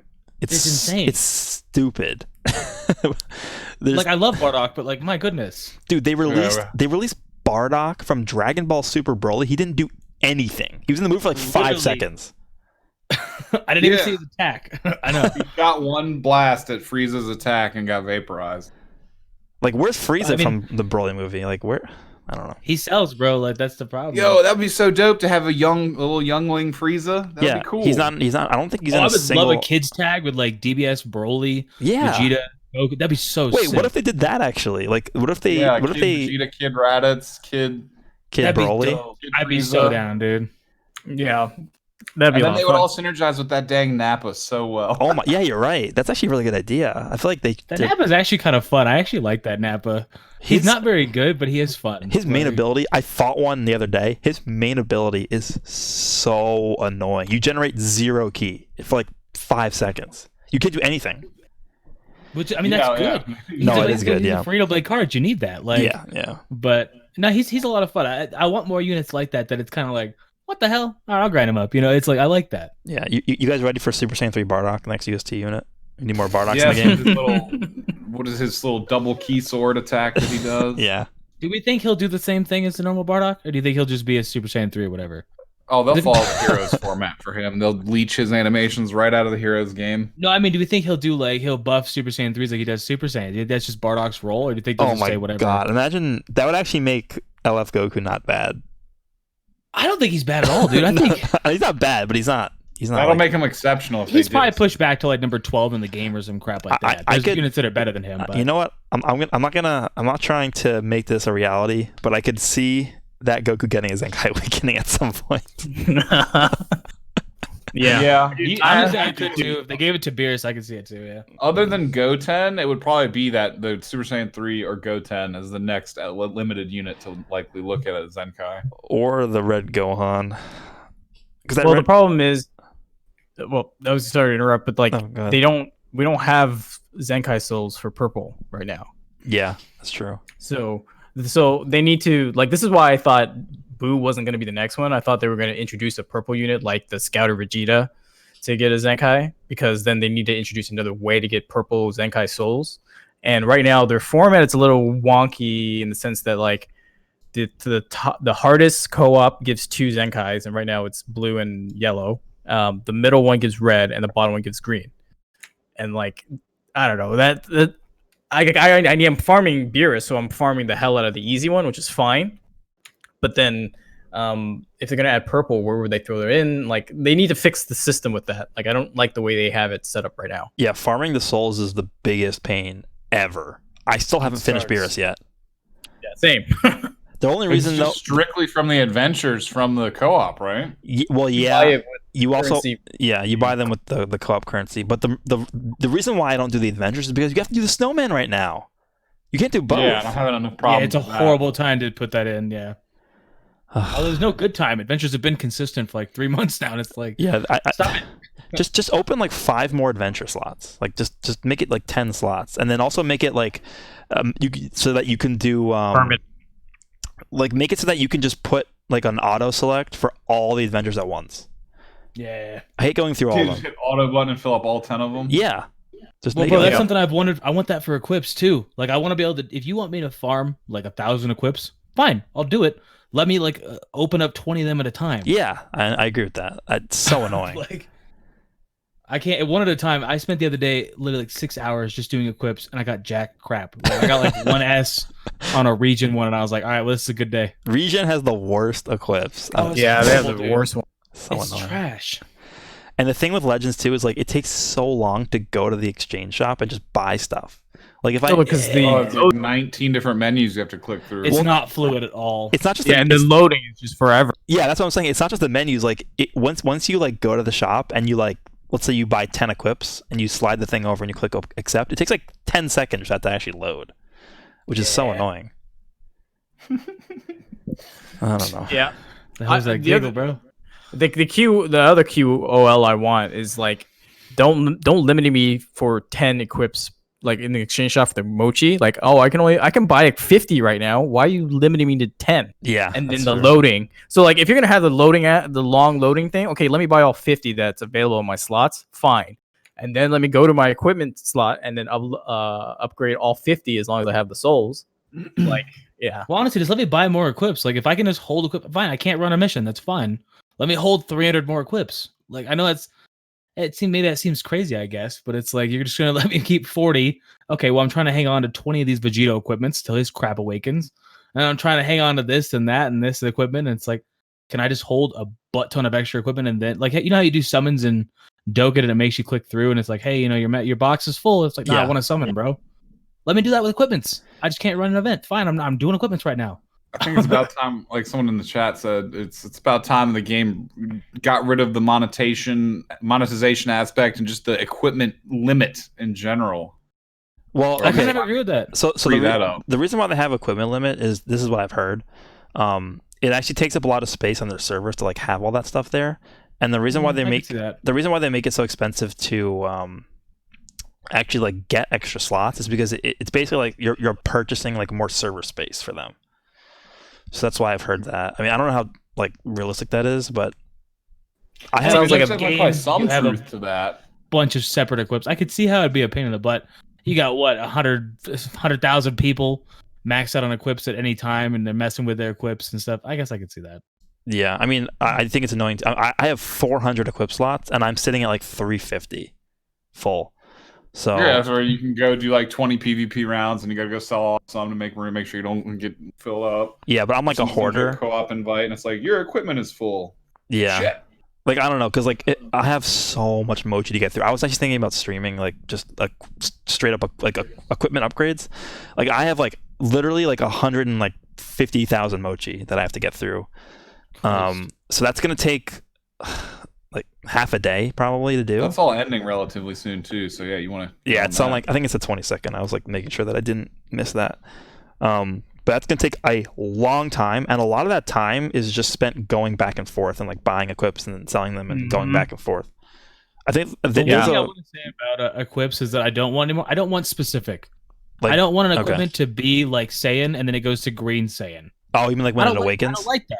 Yeah, it's like, what is this? Like, you just cut out 80% of the units that could use this. The whole Why would I want? the whole equipment awakening system is just I don't like it. I've never liked it. Some I of would them are like okay, but If it preserved your first slot roll when it transitioned over, it would be so much more tolerable. Oh yeah, that would agree actually be with really good. So that way you don't roll a piece of equipment that's actually good with like a good gold first slot, and then it turns into some shitty E awakened equipment or something. When that it's like do you guys remember when that the second form Frieza equipment awakening came out? Yes. I so I literally spent all of my rush medals on that trying to get like a good roll. I got 1 S and every single slot was green. That was my best equip out of like 200,000 rush medals I spent. Yeah, the waiting on equipment has got increasingly more absurd since they allowed the Yeah. ability to re-roll them. Yeah, that's one of the big problems I was saying too, because Like, But not with the old equips. Like you'll notice, like still some of the old equips that were never weighted that bad in the past still roll pretty well. yeah, But all the new ones that they're releasing and everything since that update has been insane. it's because they have to weight all the new ones around the fact that you can re-roll them now, which is why I said initially when that system came out, I was like, this might not necessarily be good because now every single equip that comes out is going to be a lot harder to get a good rank on them. And you see that if you guys have tried to farm those Super Saiyan 4 equips, like, Oh, they suck. please don't. Oh, dude, it took me forever to get one of them with a gold dash. Like the one with the Vegeta, I think I used like 300 energy, and it netted me one of the Vegeta Super Saiyan 4 equipments with I a have- gold dash. Okay, I should probably. I want to show this, but I want to say in total around 20 of both of them combined, with the first slot as a gold. I have been re-rolling the last slot, the third slot on all of those equips every single day since that event came out. I have not gotten a single gold. Yeah, it's wild. It's actually still it's nuts. Like it's beyond comprehension about how weighted it is. Really not good. I usually settle with a really good A rank, and I'm like, all right, I'm fine with this if I have to use it. Yeah, it's I not. mean, I worth try just my want best to get ass with the my S. equipment, so I like the A's. It's not. it. I mean, I settle for S. I try to get Zeds, but not happening, man. It takes forever. Like not that worth Beerus one. I like from the Mochi. I'm just buying all the Beerus ones. I got like I think I put a picture on Twitter. I got like 5 of them, all gold, S rank. Yeah. What the fuck? It's because that specific one, like the threshold of what it takes to get a gold on there is so big that like you could get a really low roll, like quote unquote low, and it still shows up as a gold. Yeah. But the big issue for me with those specific equips is the amount of super souls it takes. Like Yeah, it's nuts. Yes. Oh my god. it's so annoying. Like when I was doing the Beerus one, I think I initially did. It had to have been like 1,000 super souls, and I didn't get a single Z. And then I was just re-rolling like the one that I had, and then magically it happened one day. But like it takes so many resources. It's too much RNG, man, for an equip. No. Like you don't even that extra 0.5%. It's like, bruh, like I don't even care. They only gave us 2/3 of the system too. Like I still don't understand why can you not re-roll the first slot? That doesn't make any sense. to It's me. ridiculous. Yeah, I agree. So Yeah. They want to keep you still farming the equips, but also give you the option to re-roll some of it. All right, I think this is a good time to just go on to questions. Yeah. So right now I have 3 questions, or do I have 3 questions? I have some questions in the notes, and then I'm going to go back and look at if we got any donations, and then we can look at those. But the first question is another Zenkai alongside Boo ? So I think he's asking for if we think there's going to be another one alongside him. I would say no. Otherwise, I think we would have probably seen it yesterday. Yeah. I wish, like what we were talking about earlier, I wish they would do things at least in pairs, but it seems like the format they have set up now, for now, which could always change in the future, is like kind of like a one at a time. I just hope now that they've kind of established that they stay consistent about it. Like we don't know if we're going to get one a month, like 2 a month, like how all that remains to be determined, I guess. Well, I'm fine if they give us a little bit of leeway before, so I can start getting ready on his friendship and stuff. Yep. The problem is that Goku and Broly just dropped so quickly, and it was like, hold on, Goku, Broly, and Beerus. I Yeah. can't get all 3 of these in like 3 days. Give me a second, like. But if we got like 5 days, 6 days even to farm up one before, I'm fine with that. Like I don't even mind it. I've said it a million times. Zenkai 1 is fine for me. Yeah. Just I agree. getting to that friendship level and everything, that's almost free to play. Like, I mean, I summoned like twice to get Goku to that point just because I didn't want to do the final little bit of friendship stuff. But The only time I recommend people summon on the Zenkai banner is if you like get to the last mission and you really just don't want to farm that friendship, which is understandable because it takes forever. yeah, pop in 1 or 2. It's like, screw it. Why not? I feel Yeah. you. Yeah. Like, But I don't know. I mean, because I've already started farming Majin Buu's friendship just from doing like the Let's Fight stages. same. But it's gonna take still, even with that, doing that every day, it's gonna take like multiple weeks to get that done. So, Oh yeah, I timed it out from the day that Zenkai was released. I only used the Red Goku and I only did the Let's Fights. And this is of course for that little period where the Let's Fight Stage 3 was available too, which is a crime that they took that away. Yeah, But, absolutely.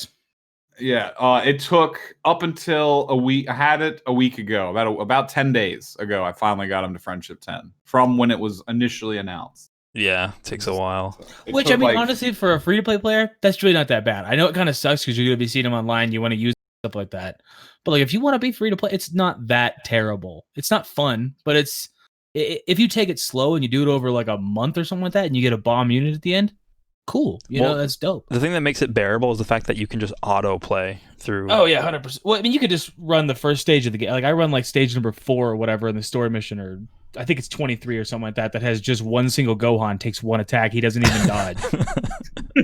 You just run that over and over and over and over and over again. Yeah, you don't even have to look at your phone; it just does it for you. No, yeah, and that's. I mean, that's really and truthfully, I wouldn't play Legends without auto. Like I wouldn't do it. Yeah.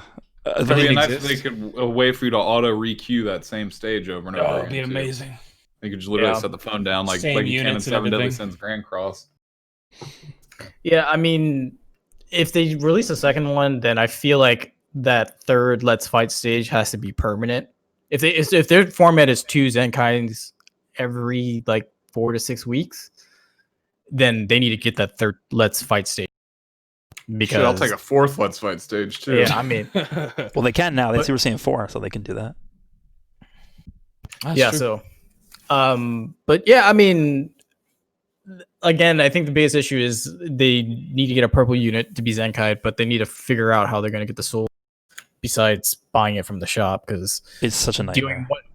Oh god, It seems Like- also that this is an indication that there is no rhyme or reason to what Zenkai units they're going to pick. Like, it doesn't necessarily mean it's going to be the oldest units like Red Trunks or something like that. You know what it No, probably is? It probably is still that stupid way of doing it that they always did, which is the use Least used. percentage. Yeah, because that Majin Buu was really not on that many banners, and I feel like a lot of people just have that Trunks. So like if you're like a noob and you have that Trunks, and you have like no one else to use, like you're gonna use that Trunks anyway. And he's a lot easier to get than the Majin Buu is. Like he's on Masters Pack 1. I think he's on Masters Pack 2 also. I So don't wait, remember. does the least use of that count as like who touches the field? Because I mean, I use that every region team I run. That Boo's pretty much on it because of his bolt Yeah, he's on my- defenses. yeah, Well- he's on my. Well, I also think that like if you're like a newer player, like you can't really run a regen team. Like there's There's like a lot of true. those units are hard to get. I mean, Yeah. unless you just dive into that like Legends Regenerations banner, then yeah, it's gonna be Yeah. hard to catch up on like some of those. it's really easy Bad just decision. it's really easy to just pick up, like if you don't really know that much about the game, like people are going to pick up Trunks and they're going to have like the red Vegeta and they're going to run them on the same team together, and that counts towards like least use percentage. Like I don't know, for me it just feels like Majin Buu didn't deserve this over a lot of other units in the game, like the yellow kid Gohan, like the red Trunks, like Deborah, like some of those guys. Didn't Deborah come out like before him? Like yeah. Yeah, right It had to have here. been pretty recent before him. Yeah, it had to have been like right before. Yeah, I think he came out alongside the Goten and Trunks, right? I think on the same banner. He was Burrow with was on Gotenks? the. Oh man. Yeah, Deborah was That's me hard. Gotenks. Yeah. Yeah, with Super Saiyan 1 Gotenks and Deborah. Oh, Banner. right. Yeah. Oh, so maybe that was after Majin Buu then. I don't remember. Oh, It so couldn't have been very far after if it was. Yeah, it's probably the next So banner. you guys are saying they're using it. They're picking based on least used, right? Because I was or at also least thinking, a lack of popularity in general. Well, because right. so they used to do like the normal buffs where they would just go in and then they would just artificially Buff 'em. just change a unit, and they always used to say like, "Oh, we're doing this based off of usage percentage," and so yeah, I like, it was the assume, bottom 10 used Sparkings and the bottom 10 used DX units. yeah, I would assume that they're continuing that because it's just I assume they're still tracking that. And they're just taking those stats and they're like, oh, okay, well, this guy's the least used. Let's make him better or whatever. Right. Because in my mind, I was also thinking like the meta, the way they could shift the meta. Because right now it's all GT and then regen. If this Zenkai Fat Buu is as good as we think it would be, just based off of the other Zenkais, then regen would be meta. Then Chat- we just talked. Chad is saying that Fat Boo was on the same banner as Deborah and Super Saiyan 1 Gotenks. Okay, yeah, Yeah. that makes sense. Okay. But yeah, so like in now that you guys say it's least used, it makes more sense that it's going to be really random. In my mind, I thought it was just like, oh, well, regen could use a little bit of a buff as a meta, and we'll see that for a bit. And then whatever UST they come out now that predominates, the meta, whatever least used unit could buff that might get the Zenkai next. Like that's at least the system that I thought it was, but maybe I'm wrong. Well, we're just based on old buffs. We don't even know. I wish they would tell us stuff. Well, it could be nice if they say how they're determining this stuff, but they won't do that. Zenkai Hercule, where is that? Oh, dude. That would actually be kind of interesting. Actually, I kind of dig it. Actually, That could be really bad for the game because that guy would be so good on every team. kind of true. He needs to be trash. Like it Yeah, sucks. his but Z ability benefits literally everybody. Yeah, it's like Bunny Bulma. All right, let's move on to the next question. This is a good one actually. How would you execute the implementation of Zenkai? Oof. I'll let one of you go first. Well, like I said, I mean, I would do the hold off a little bit. So, like, if they release a Zenkai, great. Like, Goku and Broly came out fantastic. We get them to the first one. You're capped at the first one for a month or however long. And then they release another one. You're capped at the first month. They go back to Goku and Broly. You do that. They release a different one. You do that one. And it just alternates instead of just, you want to throw in $1,000, throw it in. Like, I would prefer like a time-based thing that it's like, because you would still have your whales who finish them up that day with the second they're able to get Zenkai again. But it'd be pushed back a little bit further so you could kind of increase with the meta. I don't know. There's kind of no way. There's no good way to do it. That's the problem. It's always going to be a trash mechanic when you give people the ability to use their wallet to get better at the game. I would probably just remove the monetization from the mode altogether and to balance out the actual raw benefits you get from it. Like make it less significant of an impact and just make it all a feature of playing the game and just think of something new. Find some other way to monetize the game that's just not directly tied to the competitive nature of PvP and make this system a system that's like Legends Road where players they had it with buffs. I mean, honestly, like the standard buffs were fine. I mean, I thought those were all right. They weren't necessarily good, but I mean, like 17 when he got his buff, it was fine. He was usable, you know. Oh yeah, there's some unit. Even dude, the EX first form Blue Frieza is he's not bad. He has 250,000 blast attack when he's fully maxed out. He is really good. So those buffs were definitely good. But the Zenkai system too, for taking certain units and adding a reason to revisit that singular unit like Zenkai is fine. But I would make it a more time and gate because there's always two things they're balancing in this game. They're balancing making money. And they're also balancing keeping the players engaged so they're staring at the game screen for the longest amount of time possible. I think Zenkai should be removed from the payment side of their game plan and reprioritized as keeping players glued to the game mechanic and then sell outfits for characters, sell cosmetics, sell like all these different color shaders that people want. Like, how do I get to play as this Gogeta when I'm not mirror matching, like the black one that's wearing all the black clothes or whatever, the Janemba that's like red and black.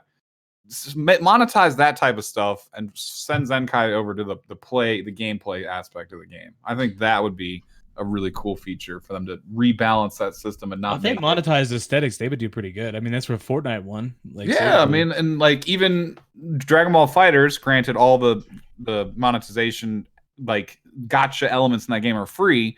But you could, to a gacha game, we could get all types of cosmetics and messages, like a pack of messages that you could buy for $10 that has like 5 messages on it, or there's tons of ways they could monetize non-competitive content for this game. And I think that they could take Zenkai and make it a free to play aspect of the game. I think they could just do both. They could just keep them both monetized. Well, yeah, I'm saying to make Legends approach. It's so hyper competitive that making it a system that everybody can indulge in would be healthier overall. Oh, I agree. For the competitive nature of the game. And then just sell color shaders, sell stuff that's not going to directly destroy gameplay. I don't know. Or you can still sell, you'll sell the banners, you'll sell summons, sell cosmetics, sell, the party team slot expanders, sell equipment expansions. They can continue to monetize the hell out of the game, but just remove Zenkai from that aspect. I think would be more healthy for the game. I don't think they're going to do it, but I think it would be more healthy for the game and that system in particular. Okay, so I agree with that. I don't think they should. First of all, I don't think they should be monetized at all. Like, I agree, but I think realistically speaking, I don't think they're going to just go ahead and remove that. So if I was going to change, like, assuming we're like we have the original system in place, I think there's a bunch of things they can do to just make it better. the first one is if you already have a unit maxed out at 14 stars, red 7, whatever, and they're able to be Zenkai awoken, instead of getting Z medals, what if they just gave you Zenkai power? That'd be dope. Yeah, because right now the Z medals are effectively worthless. That Yeah. would be great. Or I mean, I honestly add, thought it was add that it way at to the the Z beginning, medal like- would be a good like that you could buy Zenkai power from the Z medal exchange shop because that's still but going to I feel like benefit that would whales still- either way. Yeah, that would but still break it, but I don't know. The second one, I have 4 points here. That was the first point. Second point is, what if they had like missions that gave you tickets to summon on the Zenkai banners? That'd be cool. Yeah, that would Depends on the work. missions, but Third one is just overall better rates on the Zenkai banners because I feel like it's like 70% to get 5. It's like so stupid. which is way too. 5 shouldn't even exist. You're already making me pay for this. Like, Yeah. shouldn't and even then- exist. And then the last one is just remove the star requirement to actually activate the Zenkai thing. So like for Beerus, for instance, like you can't even Zenkai him to 1 unless he's 7-star. He's an LF unit. yeah, that's, I won't. Which I is won't be crazy. looking at that for months and months, man. I only have 2-star Beerus. I'm not. It's not even a reality for me anytime. Yeah. So it's like they're essentially forcing you to pay to even get to the paywall. You gotta pay to pay. Yeah. It's like We nuts. laugh, but it's fucking true. No, think about how pay to win Beerus is as a unit in Legends.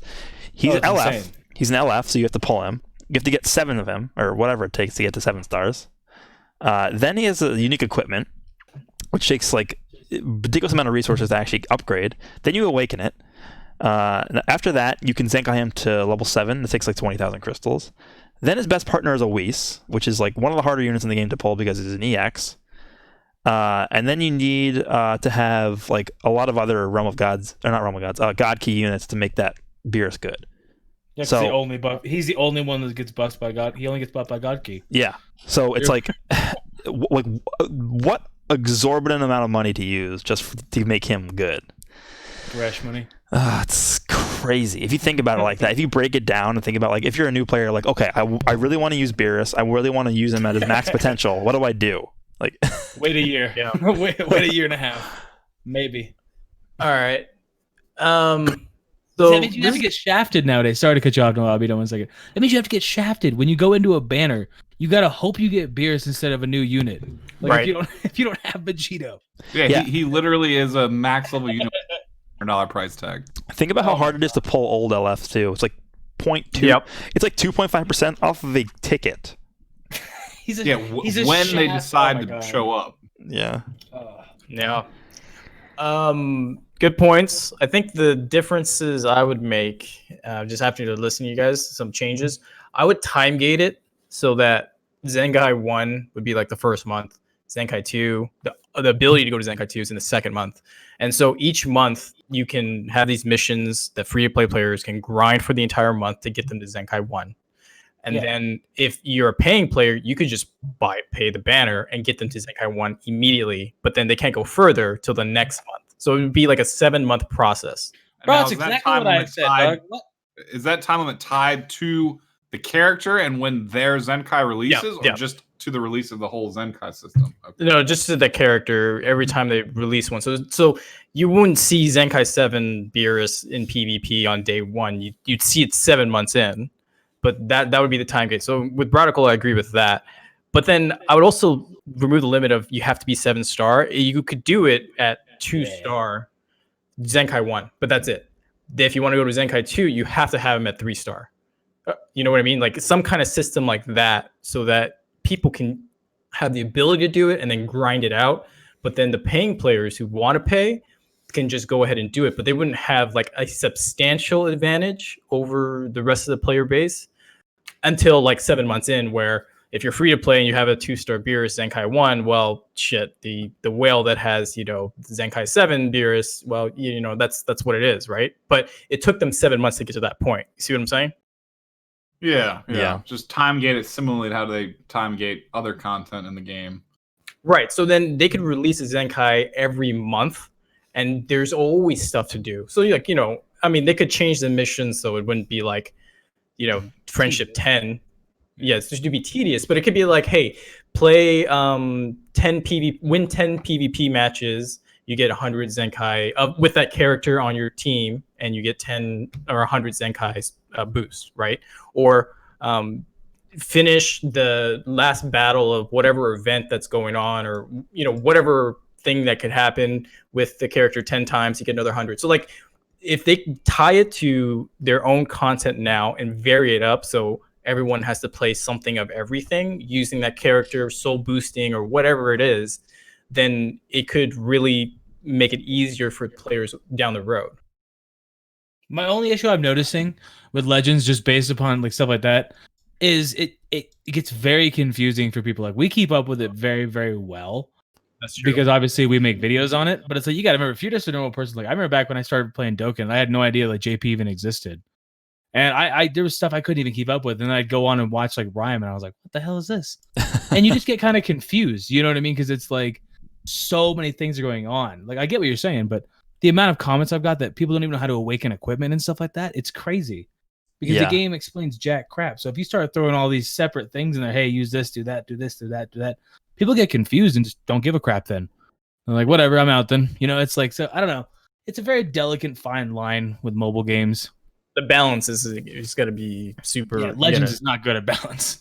Yeah, we've established that. Okay, so I think that's all the questions that we had, unless I'm missing something. Let me go look and see if we have any donations. So I had one. Thank you to Panic. He mentions about time gating content. What do you guys think about that? So I assume he means basically like the challenge rush stages, how they're like one a day or whatever it is. Yeah. I don't see a reason for them to time gate the content, really. I mean, if it seems kind of counterintuitive to people, like if you want people to play your game, release the content, let them play. So I don't really understand why they did that. Well, you already got 16 things forcing me to log in. I don't need an extra thing that's just making me wait then. Like, yeah. So I agree with Panic that they should not do that. Or if they want to do that, be more intuitive about it and like make events like episodic, and just don't release the whole event and then gate people off like they're being teased, but release it. Here's episode 1. Next week, episode 2. Oh, and then they give people something to look forward to, as opposed to people feeling that they're being punished and forced to wait. So there's a way they could restructure that so that it's not as like, it doesn't come across as apprehensive to the player. Like, hey, we want you to play our game, but hey, we don't actually want you to play. Stop How about you pump your brakes? So I think releasing it episodically or doing some way to tease people and hype them up, as opposed to like, here, play this event, and then you're playing through it, and then all of a sudden you get to this stage, it's like, nope, you got to wait now. That's always super annoying. So they could definitely rework that for sure if they want to preserve that time gate. Otherwise, just don't do it at all. Like, yeah, I'm with that. well, dude, the second that Yardrat Goku came out, and it was kind of like, why can I not finish him up right now? And it kind of like, for lack of a better term, it kind of cucked you. Because it was like, yo, you can get this unit, but you can't really finish him. You're going to have to wait a couple days because you did it wrong the first step or whatever.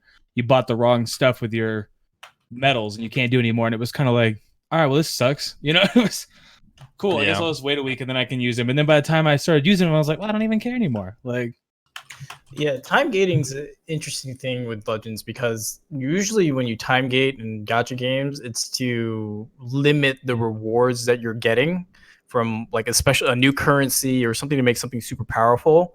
But for the challenge events, it's just like tickets and chrono crystals. Like there's no reason to time gate it. You know what I mean? So the rewards aren't good enough to time gate it. Is what I'm trying to say. So they should just get rid of it altogether. Yeah, well, that's where they give you a new banner, and then they give you a thing. Oh, hey, beat baby or whatever. Hold a second, I know you want that 1,000 crystals. How about you guys just wait? And it's like, you're obviously trying to get me to spend first and then get that 1,000 later. Like, it's kind of annoying. You know what I mean? It's like, could you just give me the 1,000 the night the banner comes out? I'd be like super hyped then to try and pull for him. Like.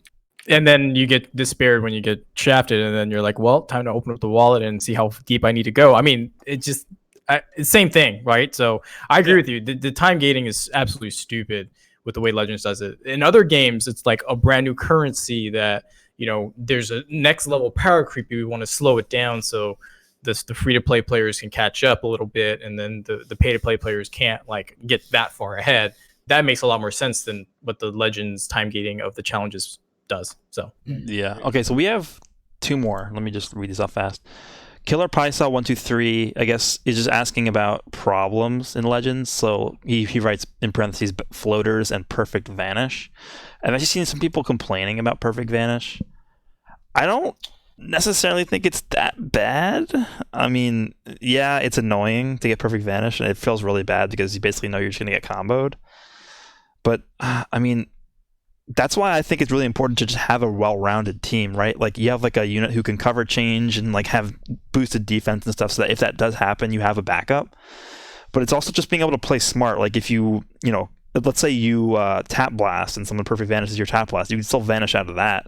Same thing with tackling. So like I think the biggest issue with perfect vanish is that a lot of the times is people are able to do that because of the fact that you're not mixing up your gameplay at all. Like you just I kind of agree with that. you're just kind of like I just don't doing the really- same thing. Unless the person is like next level using an emulator or something and they physically have an advantage, I don't see a problem with it either.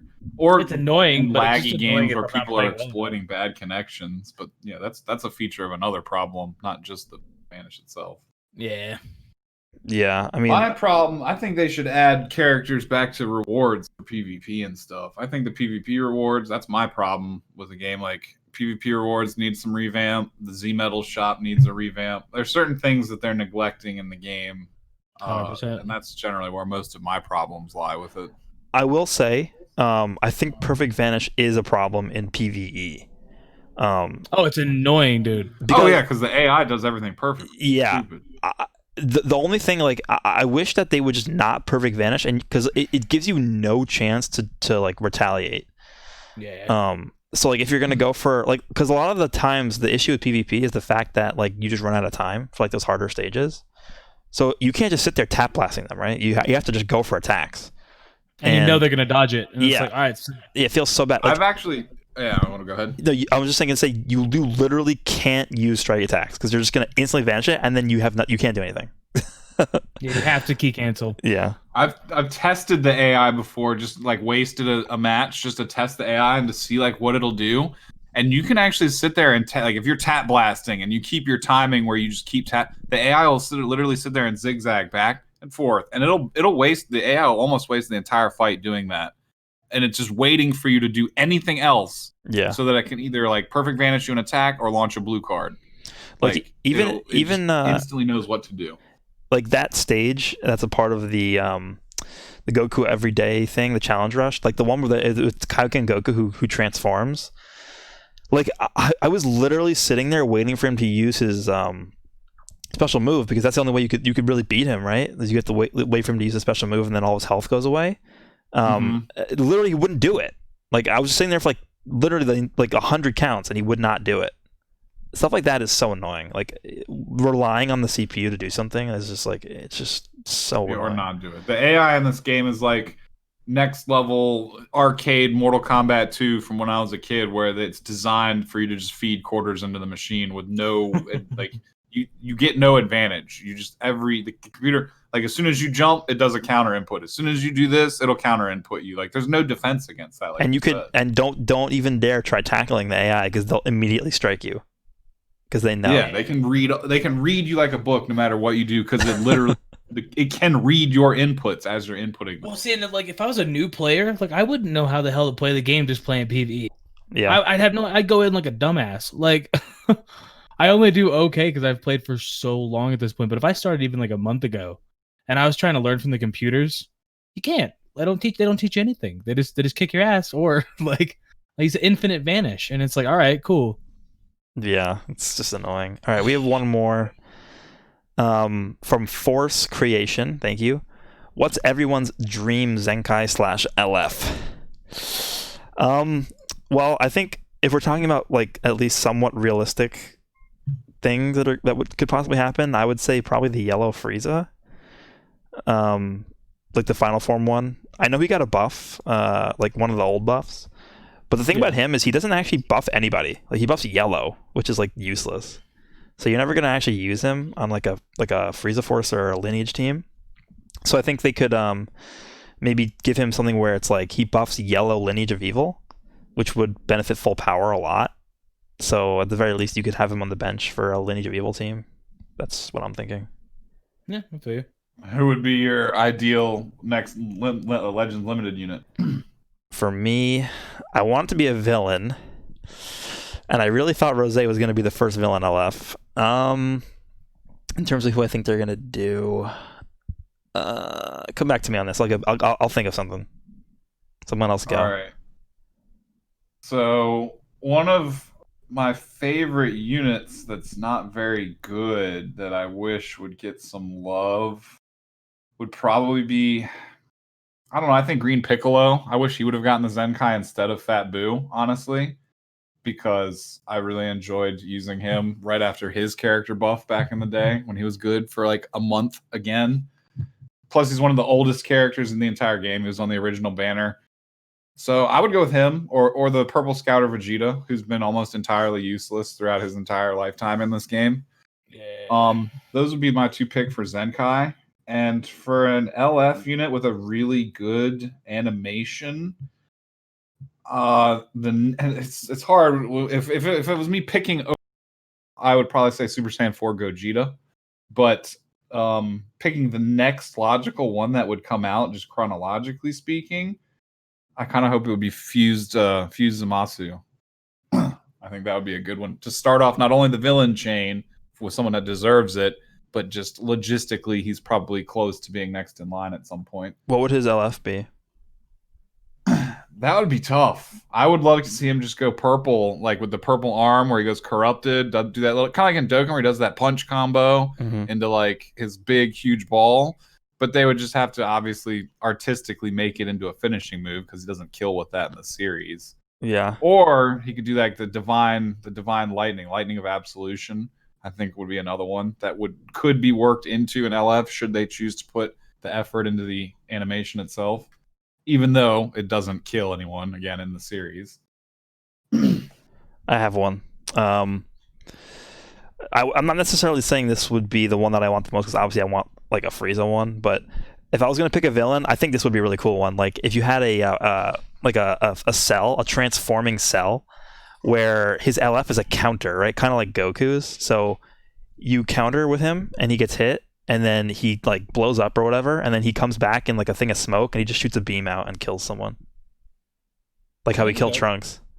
I think that would be cool. I was almost expecting you to say like a fatal finger laser from Frieza or something.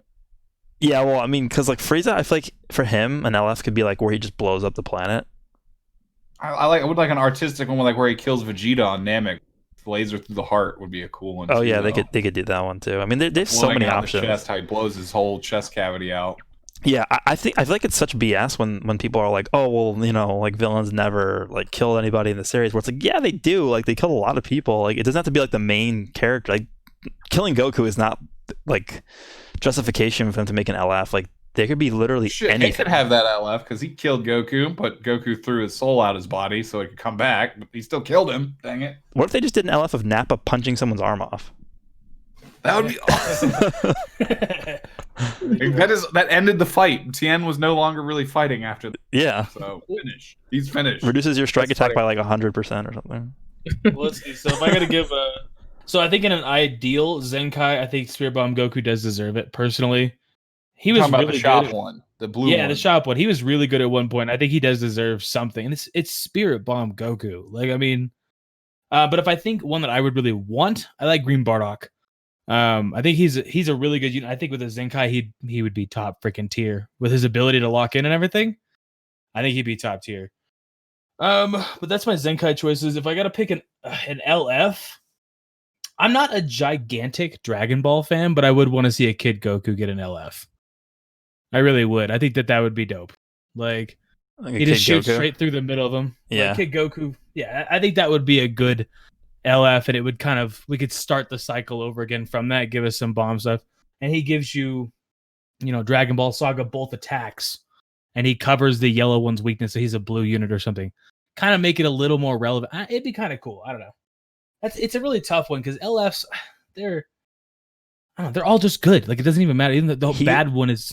He Amazing. would. He would. I feel like if they made like an LF Dragon Ball Saga unit, they would have to give his Z ability like both attacks, both defenses, and health. Like otherwise, that team's never gonna be good. Oh, I agree. Yeah, you got to stack it. Yeah. And I think his LF should just be, he should make the power pole just get enormous and just crush the enemy with it. Just flatten them. Basically, like how they did Vegito. Yeah, like LF. some Ant-Man just stomping on somebody, just do an enormous power pole, just finish him, just crush him right to the ground. Well, dude, when you look at this freaking Goku, I mean, both defenses at 30% for Dragon Ball. That's a nice bench unit. Like he'll always be a nice bench unit if Dragon Ball actually goes somewhere. You know, Dude, they could totally revive that team if they gave it the type of synergy that Super Vegito and Red Vegito have. that's Where insane. they Yeah, each what have if- like 3 buffs that buff the tag, or at least each other, and then 2 others that buff the tag. What if they did? Yeah. What if they did an LF? This is gonna sound weird. What if they did an LF Goku from the Goku Black Saga, where he just pushes the Zeno button and then Zeno just erases you? That would be awesome. That actually could be like featured on the card art too, like more of a Zeno card almost than Goku. Yeah. Like where Goku will have his move set, but basically the whole card is kind of gimmicked around that. Like that would be the right way to do a gimmick card as opposed to baseball Yamcha. Yeah. Baseball Yamcha sucks. He just comes in and reduces all 3 of the enemy characters to 1 HP, but it takes like 65, 70 seconds before you can even use the main ability. Yeah. Okay. Yeah. I think that is everything. We Do you have actually. anything, Nolar, on a Zenkai? Oh. Yeah, I don't know. I mean, Zenkaiser. I think the next logical one I thought would have been the purple Vegeta, the scatter one, because he's been useless for a while. But I think that would have been the next one. And then for an LF, when you guys said like smash someone's arm, all I could think about was 1718, like taking off. Go. I thought that would be pretty interesting, but whatever. That actually brings up another point too, with like kind of having 2 units on 1 card, kind of like that, like, or at least the teams that are like, I don't know how they could incorporate that into the game, but that would be kind of a cool feature too. It could be like one of those things where like maybe strike attacks are one of them and then blasts are the other one or something. I don't know. And then super attack or special moves would be both of them together. I don't know how they would animate that, but because they did say, remember, they alluded to the fact that they were literally designing future characters that were going to be intended for use in co-op mode only and for PvE events. Like, yeah, I and, heard like, that guy say that in that podcast. So Yeah. for that to be a reality, the truth is co-op is going to have to, they must have some really insane plans for co-op, and like we're really just looking at super vanilla co-op, Yeah. which I feel like I heard Rhymestyle allude to that too at one point. But like, I bet you if they, like I said, if they're intending characters to be specifically for that mode, we're gonna see some really crazy stuff and some really interesting banners also. Like how would Can I you say balance? one thing? Stop bringing non-purple units to co-op. No, We okay. have almost 800 people in here. Just stop doing it. Like I'm Yeah. I'm airplane moja. Like When I queue up for a session of co-op, I always name myself Purple or Bi, so that I know yeah, people no, know. Legit. Like, dude, it's wild. It's like stop. I don't know how else to say it. You're wasting I- both of our times. Yeah, today I was doing the co-op mode mission, and I wasn't paying attention because I was like playing another game or watching a YouTube video, and then I just hit accept, and then the second I hit accept, I saw it was a 3-star red Majin Vegeta, and I was like, Oh, nice. yeah, but you know what? So I know he was trolling. If you the shit out tell of me he won, I'm not believing you. no. Oh, you can solo him sometimes. If you bring like Vegito, you can solo Okay. him. I took my 12-star Vegito. Okay, so it was fine. Christ But above. he that guy was so stupid because he decided to blow himself up when he still had his shield on and with 9 bars of health left.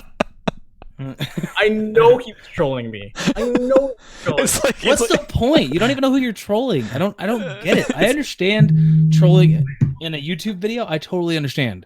You know, if you're like in somebody's chat or something, I got it. Oh yeah, I like get it. stream sniping somebody basically. Yeah, Yeah, you yeah, think you're fighting, so I totally get that. It's What are like you doing, Carl? What are you doing? Like, I don't. it's like bringing EX Chaozu and just instantly blowing up. Yo, Yeah, it didn't even move the shield. Like it didn't Literally, you're wasting your own time. even, right. So You can't even see any type of gag or reaction. That's the definition of trolling. Okay, so anyways, I finished it like 3 minutes later by myself. But yeah, and the other thing too with co-op, if I'm bringing my 12-star Vegito to carry the team, let me have the damn LF. Okay, Oh yeah, Dude, people don't- try and steal that from you all the time. all the time. I'm like, come on, man. I just took down 7 bars by myself. Just let me have it, please. But no, they're gonna troll me and take it. But yeah. Oh man, sometimes you get those people. I guess I actually was so right now I use Nail in co-op because I think it's just the fastest person to use. Yeah, he starts steamrolling so hard. Yeah, but I was using Purple Goku Black for a long time because he would be able to solo it really easily, and he's like infinite heals and stuff. But Nail's yeah, not bad. I think Nail is the best right now because him and Super It's Vegito just probably. having stars on him, it's like Yeah, I only have 4 on him, but yeah. I have 3, and he does more than my Super Vegito does. Who's at like 8, I think. But yeah, that is going to do it. I think. Anybody have anything they want to add before we close out this 3-hour-long podcast? No, I anticipate that Legends is gonna be a little bit slow for the beginning of quarter one. Just like they finished out the year with a pretty good series of bangs, but I think they're gonna want to make money soon. And the next thing that they could capitalize on that would be great for them is if they did some type of cross promotion with Kakarot, which is in 5 days now. That game will be publicly available. Yeah, I think Yeah, it's but wouldn't they? Cool. Wouldn't they have announced something by now? Maybe not. I don't know. I don't know what their intentions. Like they cross promoted the Broly movie, so it's always something that's possible. But it's either that or Ultra Space Time banner is what we're looking at next. I would think to keep your eyes open for. Yeah, pretty much. All right, I think that wraps this one up. I know I mentioned at the beginning this was going to be a shorter one, but apparently not. Apparently not. I'm going to leave a link. So this podcast will go live on my channel whenever it's done processing. I'm going to leave a link to everyone's channel who was on the podcast down in the description below. I'm also going to leave a link to every single past broadcast of the podcast for everyone's channels in the description. I'll probably pin a comment too. Like a So- playlist, basically. Yeah. So just make sure you guys check out everyone's channels. And yeah, I believe whose channel is it going to be on next week? Do we know or? It should be Back to Talon because I don't think. I mean, I just started mine like a week and a half ago. I don't think I'm ready for streaming on the. Okay. So it should be Back on Talon. Yeah. Okay. So I think next week I think episode 10. So that's pretty cool. Episode 10 will be over on Talon's channel. So the day before we'll put up another Twitter thing, and then you guys can submit questions, and we'll get to those during the podcast. But I appreciate all you guys coming by, and I'll see you all in the next one. have a good one, Yeah, guys. it was a great time, and everyone make sure you sub to Goresh and keep in touch on Twitter, and we'll definitely be talking to you soon. Yep. All right, see you guys. Peace.